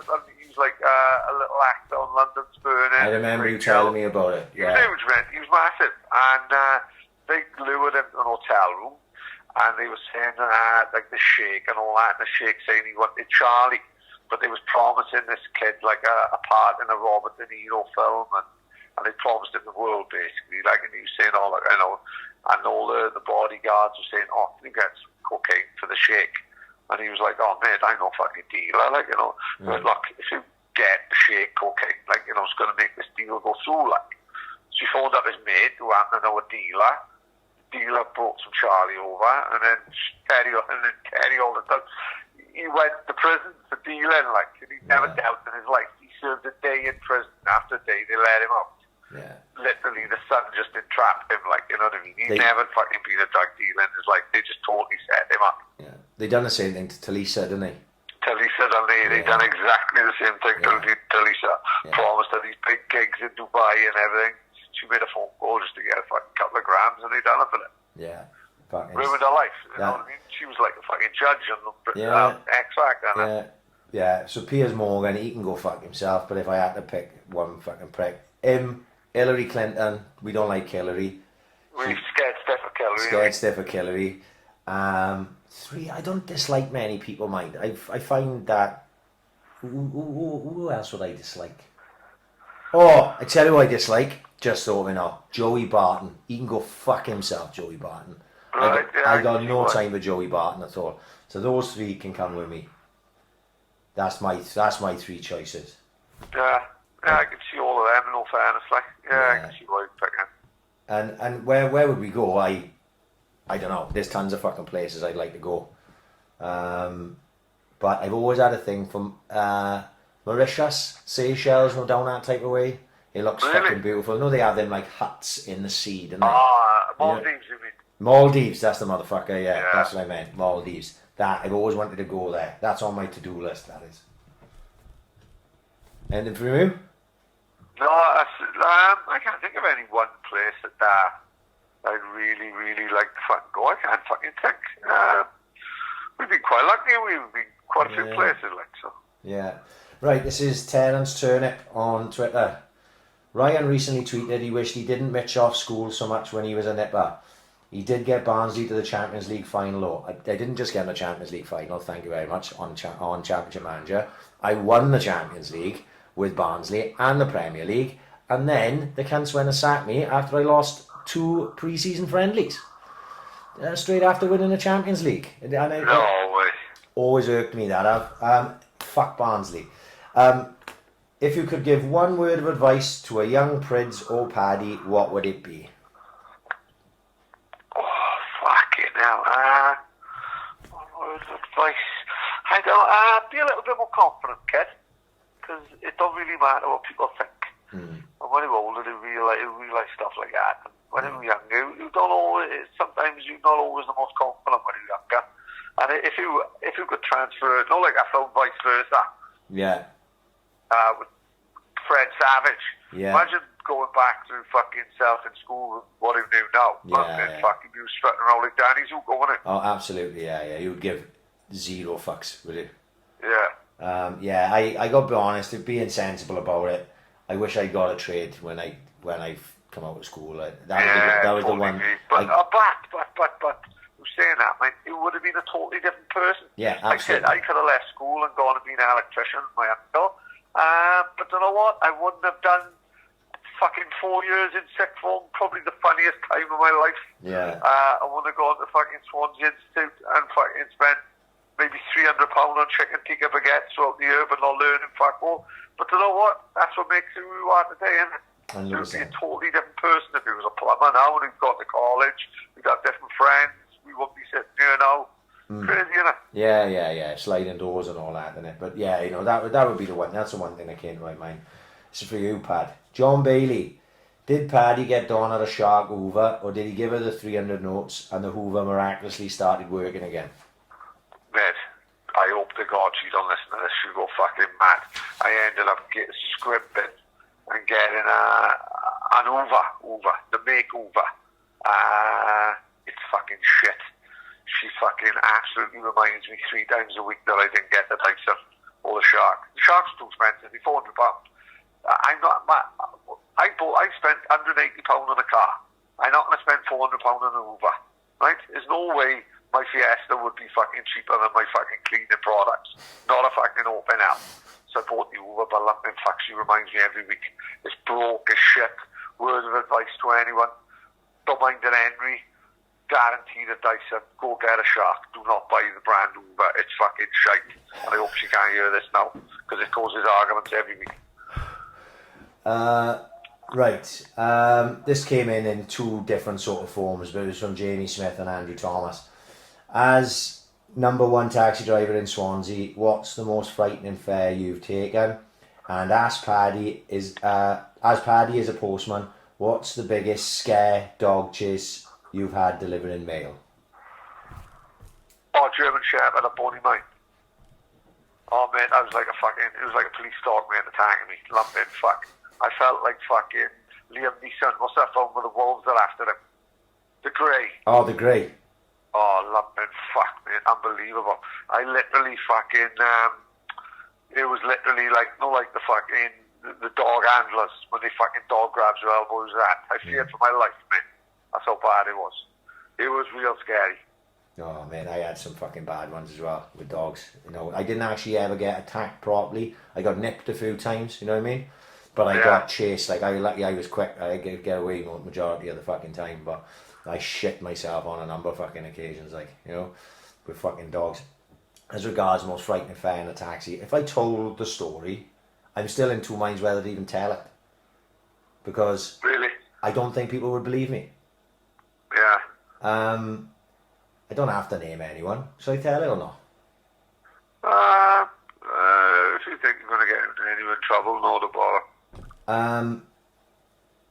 Yeah, no, it's not. I don't have to name anyone, but some people already know the story, right? And if you know who the story is about, let's just say you want to just keep it on the quiet. But let's just say it was fucking the most mental thing. And if I told most people that, they wouldn't believe me. That's why I've kept it quiet for so many years. But just let you know, crazy stuff happens in the fucking taxis. And any taxi driver will tell you. I've had a couple of occasions where I've had groups of boys in there that have been performing, and you think that they may fill you in, you know, shit like that. I haven't had, touch wood, I haven't had that for a while because I'm not so much on nights now. You get away with things like that. I had a couple of proper ones where I was just happy to fucking drive away as quickly as I fucking could, like, you know what I mean, before anything kicked off. So there is some frightening stuff that happens, and if anyone wants to ask me about that fucking story that I won't tell on you, I'll tell you, but I'm not prepared to check it out on this, just in case it brought shit to my door. Let's put it that way. It's heavy as fuck. Yeah. And most people won't believe that it's even true if I was to tell them. Right, let's move on quickly before I get myself in shit. Ronnie Jones. Big Ronnie's fucking flying them out today, isn't he? Would you take a bare knuckle body shot off Enzo to end this lockdown? No, fuck no, I'd rather be in lockdown. Oh, mate, do you know what? I've had enough of fucking lockdown, right? And if it meant that all this coronavirus shit went away and we could go back to living our fucking lives, being happy and having a graft and fucking not being stuck in a fucking house. Don't get me wrong, as much as I'm loving spending this amount of time with my kids, right? Because we're having a fucking great laugh. If it could end it all so we could all just go back to the normality and people aren't losing their fucking businesses and being off work and all this shit, Enzo can hit me with multiple body shots. I'll be the martyr. Now, I won't enjoy a minute of it. He's going to hurt me. But I'll do it just so we can all get back to fucking normal. You know? Because I've had enough of it. Yeah, fair enough. That's it. But no, I don't want to take one off Enzo, but in this hypothetical situation, I would if it ended all this. Daniel Jones. This is another, I think he's trying to get us in trouble. Who's the most infamous person you can think of in Swansea, and what stories have you heard about them that you don't know if they're true? I.e. T. Cozy Pete was a millionaire and he carried his cash around in a sack. Well, I feel like urban myth and all. Characters from Swansea. The thing is, like, we happen to randomly know a lot of heavies, not mentioning any names, just because where we go in on a piss, basically, and the time where we grew up, and you know all the stories, like, and you know that they're true or they're not, like. And I tell you a random one. Where did Dougie Pennock go to? Disappeared off the face of the earth. Fuck, mate, that's a random one. Yeah. Now, to explain who Dougie Pennock was, Pat, you'd probably do a better job of explaining who Dougie Pennock was. Right, so Dougie Pennock, he used to have like a load of down and out is the wrong word. He used to have a load of characters who used to stand outside Martha's and Quids Inn and all that. and he'd scrub a couple of cans here and there, but it was a guy called Dancing Ken who would give him a can and he'd just dance all night, right, wouldn't he? Yeah, Dancing Ken was... him and Dougie Panic had a scrap once, fucking hell. It was like fucking Agler. It was like Sugar Ray Robinson, Marvin Agler. Dancing Ken was Sugar Ray Robinson, doing the alley shuffle and that, and fucking Panic was more like fucking more like Roberto Duran, going in for the kill. I'll never forget Dougie Panic tickled me. Jamie Breen passed his test about 2 months, and it was Kingsway cruising. You know what I mean? Simple as that. And up and down the Kingsway all night. And as we going up one side, Dougie Panic ran out in front of us, and we hit him maybe 9 foot in the air. Nearly landed in a chemist window. We jumped up, never forget it. We thought we killed him. Dougie Panic, sitting in a doorway, stood up and said he was very sorry. Me and Jam was fucking crying, laughing. we fucking nearly killed him, and he got up apologising to us. Hell of a, he had 9 lives for fun, like Dougie Panic. Fucking don't know where he is now. He could be anywhere in the fucking world. Yeah, Dancing Ken, right? I actually mentioned him last week because I tweeted his name, you know. And Dancing Ken, right? Because obviously Dancing Ken's in Twin Town, dancing on a Kingsway. Yeah. They do the scene there. Well, Ken lived on Houston Street, right? Right. And the shop, which is opposite my house, they used to hold his gyro book, right? Nice, and he was allowed a certain amount of money a day because he was at proper alky, yeah. So he'd just go to the shop, they just give him booze, take it out of his gyro, right? Yeah, I got it. It was that type of thing. So I used to see him every day, right?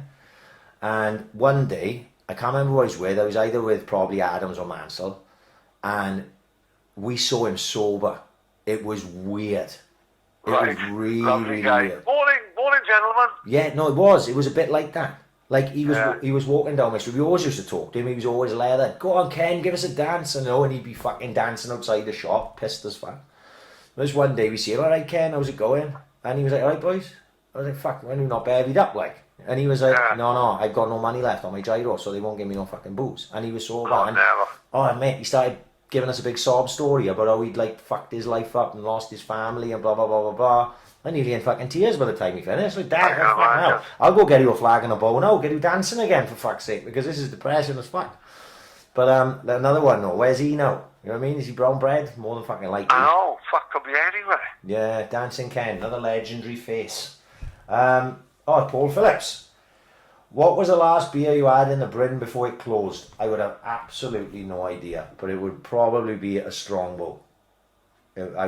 Before the Bryn finished, I've always been a bit of a bold drinker, so it was probably a Strongbow. Well, it wouldn't have been the Addlestons. Remember when they had Addlestons for a year? Oh, that was it used to cause hallucinogenic. It was like a hallucinogenic drug, wasn't it? Oh, mate, it was crazy. Crazy. The Addlestones. Beware of the Addlestones, my dear. I know. Yeah, that was too strong. Yeah. Too strong to have in a Bryn. It'd be Strongbow for me. Right, this is Chili. Not our Chili, JMW, the other Chili, Chili Jack. Who can do the most keep-ups between you two? All I know is Stacey Farnell's effort is pretty decent. Not sure we could both match his doing it together. I'm not very good at kick-ups, mate. I'm not very good at... it's one thing I never practice. Never. Don't know, I haven't done keep-ups for fucking years. That's the fucking thing. Not for years and years. You know, I kick around a lot with the boys, so I will flick a ball up and I'll kick it around a little bit. But I've never been any good. I told a story before. When we was at Llanelli, you had all these super talented footballers. Mumford, Stephen Dyer was brilliant with kick-ups. Jinxie was an absolute wizard with kick-ups, right? Really? You had all these boys, right? They'd get in a circle and Dyers would have the ball rolling around his shoulders. He'd have it on the back of his neck. He'd fucking hold it on his foot. He'd flick it to Jinxie. Jinxie would do all sorts of shit. And then they'd flick it towards me and I'd do 3 kick-ups, lose control, who fit into the fucking crowd, you know what I mean? Like Peter Kay in the ad. Oh, mate, right? And I used to do it then. When I realised it annoyed them, I would purposely fucking do it to piss them off. You know what I mean? No shit like that. And I'm just being a cunt because this is what I'm like. So they booted me out of the kick-up circle. I wasn't allowed in it. They just go, Prids, you can fuck off. Go warm the keeper up. So I just be like taking shots at Indigo, who was the fucking goalkeeper. And so it was one thing, honestly, and as small as my back garden was, that's what I should have practiced the most. Because I didn't have no room to do much else. But I never did. I just bunted the ball against the wall all the fucking time instead of practicing kick-ups. It was not anything I'm good at. And now, I'm getting fucking tormented every day. My boys' football coach, Chrissy Holt, is setting challenges for the kids to get them out the house. So it started with simple, like 10 kick-ups, and then it just progressed, and like I started doing it. So now I'm expected to do it every day, and fucking some of them are tough. I can't do them. I can't do them. These fucking 12-year-old kids are fucking doing them, and I can't fucking do them. You know what I mean? Unbelievable. And I'm watching that fucking George Best documentary last night, and he's walking around with a ball on his forehead. You know what I mean? I'm going, how can he do that? And I can't do fucking 10 kick-ups without fucking shinning it into the fence. So, and if you follow me on Instagram, you may have seen my stories last couple of days. There was one of the challenges was a flick up, which I did a rainbow flick, which is pretty much the only flick I can do. Rainbow flick into 25 kick-ups. I did it. You should have seen the amount of abuse I had. Oh my God. People jumping in my fucking DMs, abusing me. I thought you could play football, all this fucking bollocks. I was like, what's kick-ups got to do with football? Yeah. I never had a use for it. Kick-ups got nothing to do with football. So that's why, if you're on my Instagram today, I set a challenge. I said, right, everyone's giving me shit yesterday. I'm going to go and do 10 kick-ups. I want to see the people. So people like Nicky Morton jumped in. Di Brown, nice to see him getting better. Di Brown did it. My nephew Kai, there was a few people. Bucko sent me a video. So I'm going to do that every day now. So if you're on my Instagram, just jump in and have a fucking laugh. And then all the people that abuse me, not one of them done it. Never. Not one of them. Not one of them. I'm calling them all out. You know who you are. So I want to see him do at least 10 kick-ups. I did rainbow flick and 25 kick-ups. I know boys, there'll be boys like wizards like Neil Phillips who may listen to this. Just go, 25 kick-ups? Fuck me. You know what I mean? They'd probably do 250 like. You know? Exactly. But I was never any good at it, mate. I don't know what you were like, but I was never any good at it. Not our game, was it? Not my game at all, Pat. Not at all. Stu Baker, when the film is made of the story of the AiC podcast, who will play you? And be realistic. What? Be realistic in what sense, Stu? You're asking us about a film being made about our fucking podcast. Who would play you, Pat? John Candy. Oh, apart from the fact he's brown bread, yeah. Huh? Apart from the fact he's brown bread. Yeah, well, fuck. I don't think he's making the film, so I think we'd be alright. Yeah. Well, I don't know who I'd go for. No? No. I like... because no one who looks like me who's a fucking film star. Nobody, is it? No, I know what I mean. We'd have to get Darren Fletcher in to play me, like. You know what I mean? He's my best looker, like. Yeah, get Darren Fletcher in and his colitis. He can go and have a fucking... His first acting gig is playing me in this fucking imaginary film. Right, I haven't seen The Tiger King, so I can't answer this question. Sean Amphlett, did Carol Baskin feed her husband to the tigers? Yeah, we'll talk about this next week. Next week. Sean, come back next week. This is Sam Fisher, Sam Skittles on Twitter. If you could play any character from TV or film, who would it be? Grandad from Only Fools and Horses. Why? That's taking me by surprise. Why? I thought you meant the other one too. I loved it. Loved it when he fucking hits the fucking chandelier off, man. It's tremendous. I don't know really. Part of me would like to be Tony Soprano, just to see what it was like to be Tony Soprano, like to be that guy, like, you know what I mean? The head, the big boss, the one everyone feared and loved in equal measure. So I go with Tony Soprano. John Hughes, John Bongo Hughes, Saints DJ. Top man, Hughes, boy. Top 3 podcast guests with a twist. 1, a film or TV series character. 2, a soap, a sitcom character. 3, an animated character. Don't really watch soaps, but would be anyone to be Alan Bradley from Corey in the 80s. The one who got hit by a tram. Yeah. Rita! Yeah. He was always a personal favourite. Or Brian Tilsey when he got stabbed behind the back of a nightclub. Oh, do you remember that? Yeah, I remember it was that. massive at the time, man. Yeah, that was big, wasn't it? If I had a film or a series character, they say probably good. I know he's fucking probably go as Tony Soprano again, wouldn't he? Because he's the fucking main man. In a film, I don't know. Fucking, I'd like to sit with Henry Hill. I know he's brown bread now. Henry Hill from Goodfellas. I bet he got some stories. Is he brown bread now? Yeah, I think so. Yeah, I can't say. Yeah, something like that. I'm pretty sure he's brown bread. Soap or sitcom character. Oh, Michelle Keegan was in Coronation Street, wasn't she? I'll have Michelle Keegan from Coronation Street. Absolute worldly. Animated character. Only one I can think of is Homer Simpson. Prime Homer Simpson was the funniest man on the planet. Absolute comedy genius.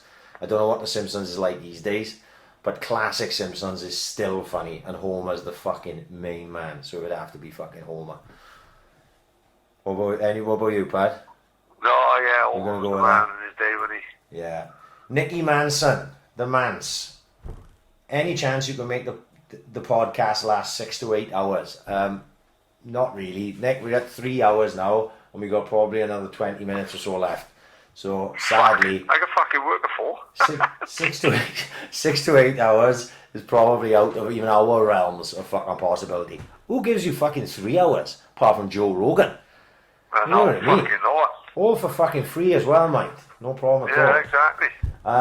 Rowan Hutchins, saddest TV death. I think you've hit on it, Pad. Brian Tilsley at the back of the fucking nightclub. 100% in the 80s, that was big time, man. That was big. Alan Bradley not so much, was it? Because he was horrible, but Brian Tilsley, that was the one I remember thinking. I remember watching it with my mother, my father, whatever, and going, "Fuck me, that doesn't normally happen on Coronation Street." Him getting stabbed up behind there. No, I know. Well, I'm stabbed in the night as well. No, I know. There's a couple on. There was one this week. I don't want to fuck it up. I'm not going to say anything, but Ozark has a brilliant ending. Let's just put it that way, right?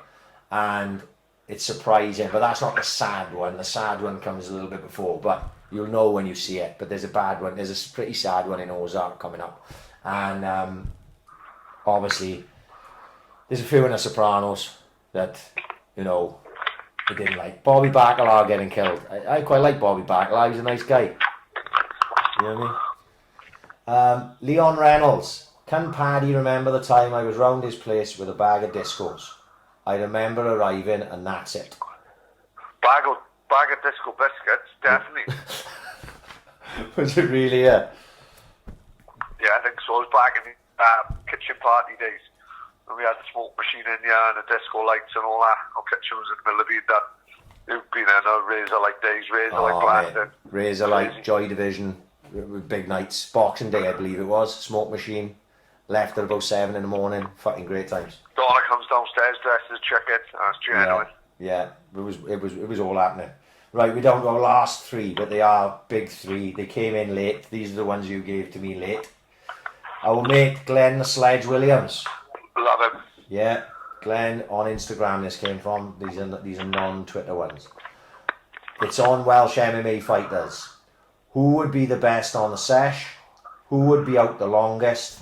And who would be the best laugh? Who would be the best? Glenn's a rugby boy, isn't he? Glenn's what? Glenn's a rugby boy, isn't he? Mate, I could probably pick Glenn for all 3, but I don't want to make the Principal Talbot any more big-headed than he already is. Right? That's Glenn to me. Yeah, I'm gonna give Glenn the best on a sesh. Brett can have a little go. I'll give him that. Brett has a go. Brett loves it. Yeah, Brett absolutely loves it. But I think if you had to go pint for pint, I'm gonna go with Glenn with his rugby roots. He's gonna be too much. He's gonna be too much for Brett.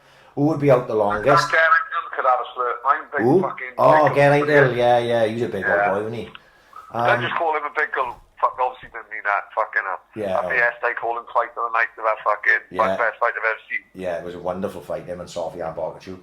Who would be out the longest? That's easy. That's John Phillips, because John don't drink. Of course, yeah. Still out all night. When I went to watch Daniel and James Silly fighting in the O2 Indigo back in November, John was out longer than me. He was still out when I went to bed. Fucking Louis ended up out with him. Walking around with no fucking shoes on.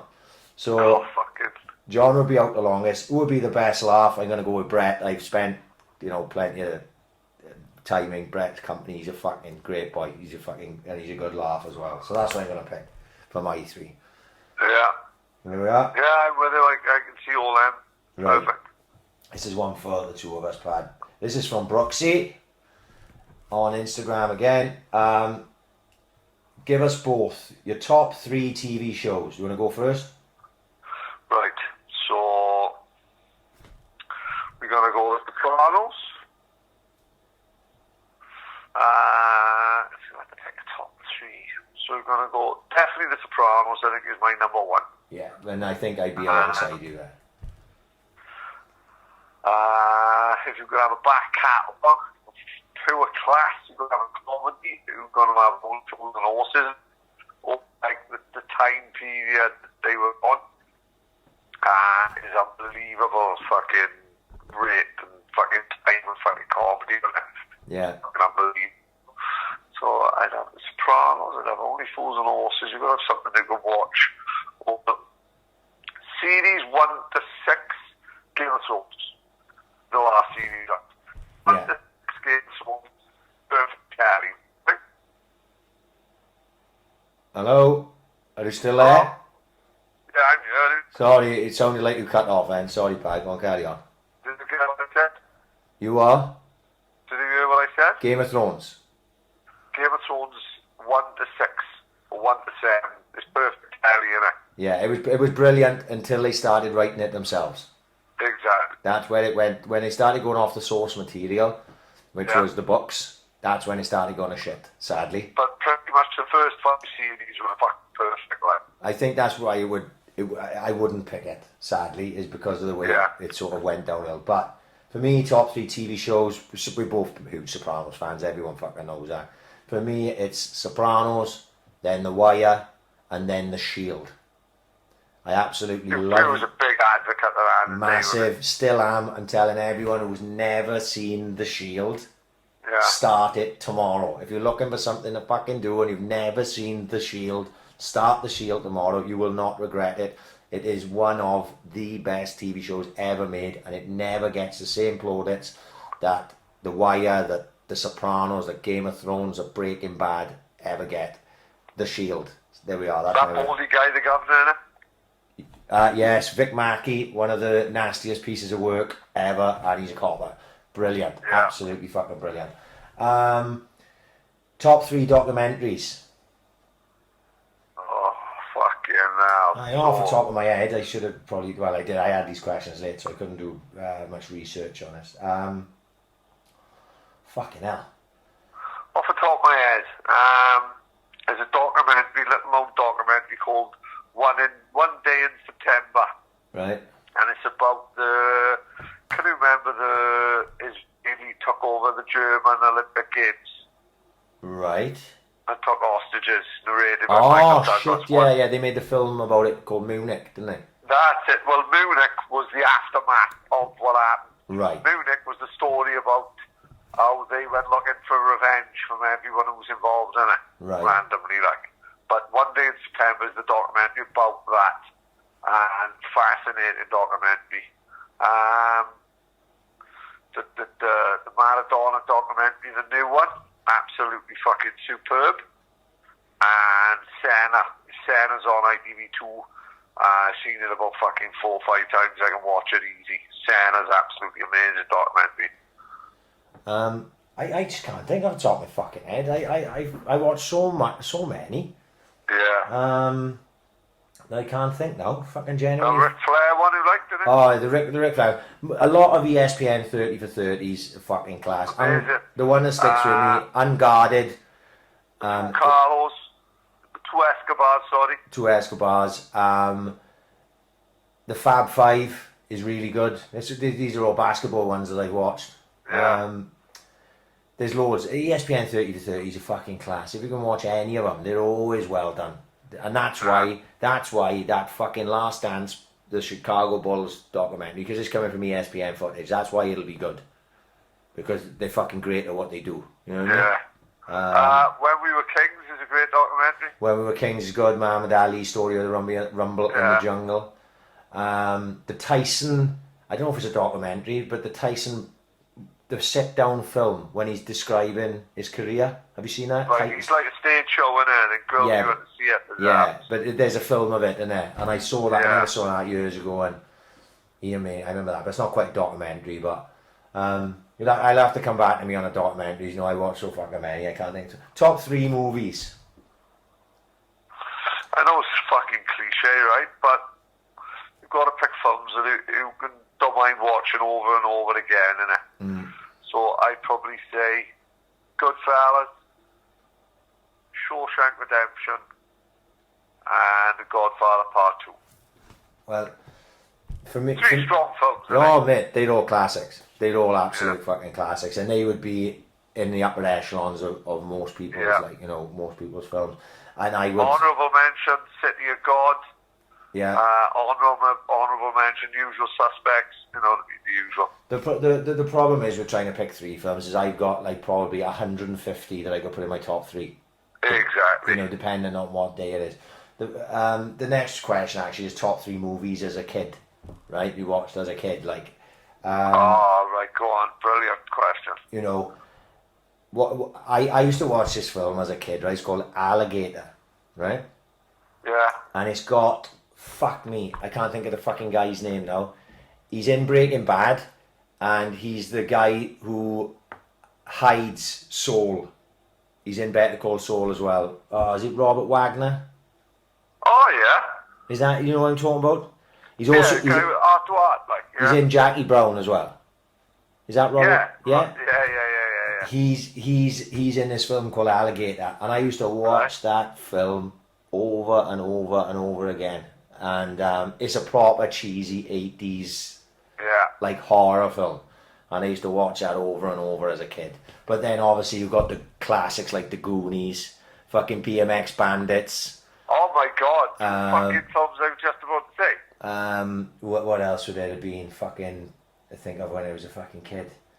The Goonies reminds me of my childhood, cause I'll never forget it. Right, so The Goonies is massive. Goonies is big. I goes up to Breen's house after watching it. They won't let me out in the house unless I'd done the truffle shuffle, right? Lock me out in the house. I wouldn't fucking do it. I would never lower myself to their fucking degrading fucking standards. Yeah. So just as I thought I got away with it, they hadn't mentioned the truffle shuffle for 3 hours. Thought they were finally it's done. My mother comes up, starts talking to the Breen's mother, and then totally out of the blue, she just says to Teresa, "Oh, never guess what Patrick's favourite food is now? He loves pineapple chunks." Loved it. Fuck, they fucking ruined me. Started calling me truffle shuffle again. I could have fucking killed her. Honest to God, I fucking left it.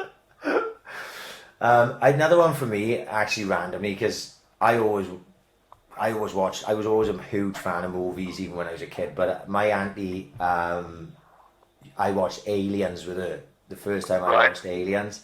Now Aliens is another one of those films that if it's on, I can't not watch it. You know what I mean?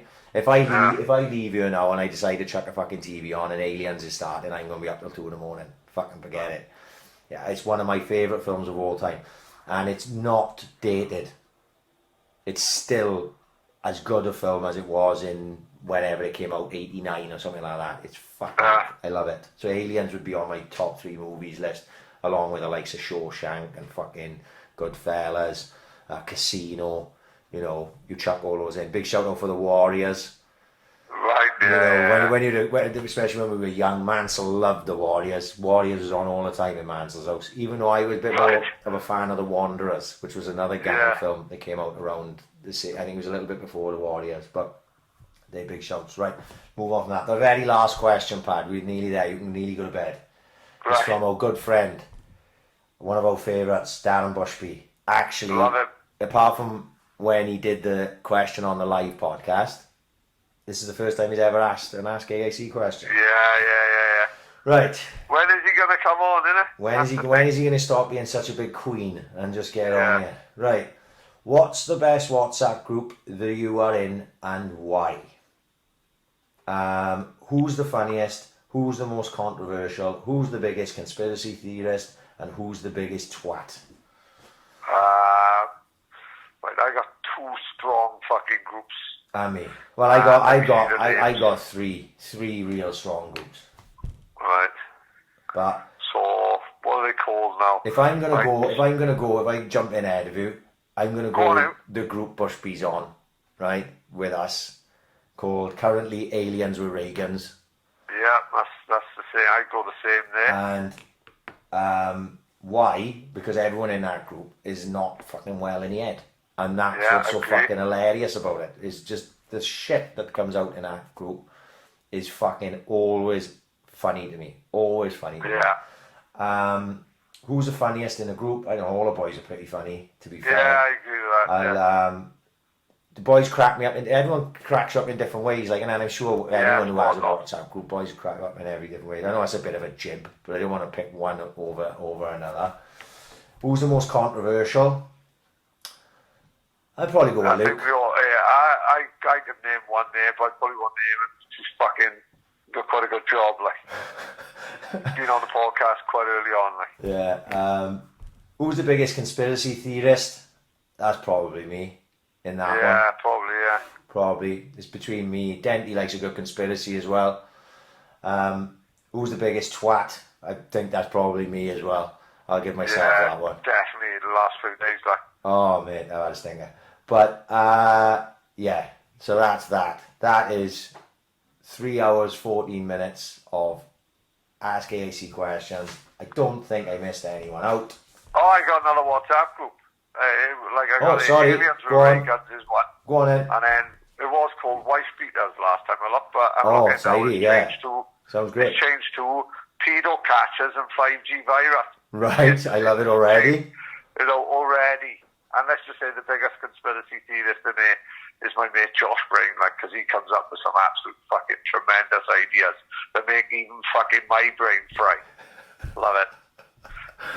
Some of the fucking laughs I've had on our WhatsApp group, mate, we've had video calls from prostitutes in Colombia live on the WhatsApp group. Honest to God, and this is 100% true, right? A woman was fingering herself on a WhatsApp group in Chile or Colombia, wherever she was fucking being live streamed from, and her husband walked in on her as we were watching on a WhatsApp group. Oh, you're joking. I'm telling you, absolute ridiculous. One of the boys in the WhatsApp group actually paid for it. Crazy, mate, honestly. And that was just like a random Thursday. Oh, God almighty. Right, that is it. Right, I just got to do a couple of shout-outs first before we fuck off, right? Go on. Obviously, to the sponsors. They're still sponsoring us. Fucking JMW Eating, fucking doing bits. I think Chili's trying to get the key to the city. He's fucking doing so much fucking graft for people and helping fucking people out. He's saving the fucking country. Yeah. Chili's going to be mayor within the next year, and we'll be sitting at the top table with him then. Like, big shout out, JMW Eating, all the social media. That's the JRS, isn't it? Yeah, absolutely. Get following JMW Eating. If you need anything, give Chili a shout. He'll help you out. Boss Brewery doing deliveries. I seen a load of people who are following us because I get notifications. Getting delivery packs, isolation packs. They calling them babies and everything delivered to your house.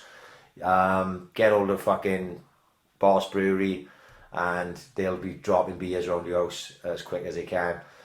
Big shout out to the Bunkhouse. I know it's all sort of fucking tits up with live events at the minute, but as soon as it gets back open, we will get back down to Bunkhouse. Hopefully they can reschedule the fucking the Pastel gig, because that was supposed to be April 11th and we were going, and hopefully they can reschedule that and we'll get to see Pastel live, as they've signed a new contract with a record label. I think we talked about that last week, didn't we? Spirit and Spike. Yeah. I mentioned it earlier. Big shout out to Chris Ware, Gorilla Fitness, Mainway Fitness, everyone who's doing the fitness videos. I did a little video on our Twitter on Saturday. Try and find something to fucking occupy your mind if you're stuck in a fucking house. It's easy to find. Gorilla Fitness, Mainway Fitness on Facebook. If you're on Facebook, they put in exercise, fucking half-hour, high-intensity training things on every day. And get on there and just do a little something. Don't become a fat cunt in the house. Just literally, because it's going to get on top of it, isn't it? You know what I mean? You're having fajitas for breakfast. You fucking diabetes must be all over. Like me, man. I'm having fajitas for breakfast. There we It's are. gone crazy over here. Indeed. Get on their Facebook and just do a little something, and who knows, you may get into it, and then you may sign up for the gym then, either or when they get back up and running. This weekend, it kept me entertained all last weekend. 100% old school. Get on their Facebook. They got DJs playing from 5 p.m. to 8 p.m. tomorrow night, and from 2 p.m. to 10 p.m. Saturday. Just fucking get it on your phone, get it on your speaker, and just fucking listen to them blasting out escape style music for fucking hours on end. Fucking absolutely brilliant. Loved it last week. Ed Colonel, what an absolute fucking superstar. Amazing. What an absolute superstar. Big shout out to Ed Colonel, who we're a massive fan of. And it was fucking fantastic. I spoke to Greg today from 100% Old School. They are doing 50% off on tickets for any upcoming gigs when they get back up and running. 50% off for any NHS workers. So that's what they are doing. Amazing. So, big things. We love 100% Old School. Greg knows I'm a fan of his work. And there we are. That should keep you entertained over the weekend. Ozark, fucking The Shield. Pad anymore for any more? No, I'm done. I'm going straight to fucking bed. Oh mate, this has dragged on a little bit. 5 to 12. Enjoy work in the morning, and hopefully we will be around next week to bring you something else. Maybe we'll have Donna on. Who knows? Yeah, fuck maybe, yeah. Maybe. We'll go from here. Anyway, right. We're going to get out. Yeah, say to that, Pad. See you later, right? Have a good night, son. Ta-ra, mate. Peace.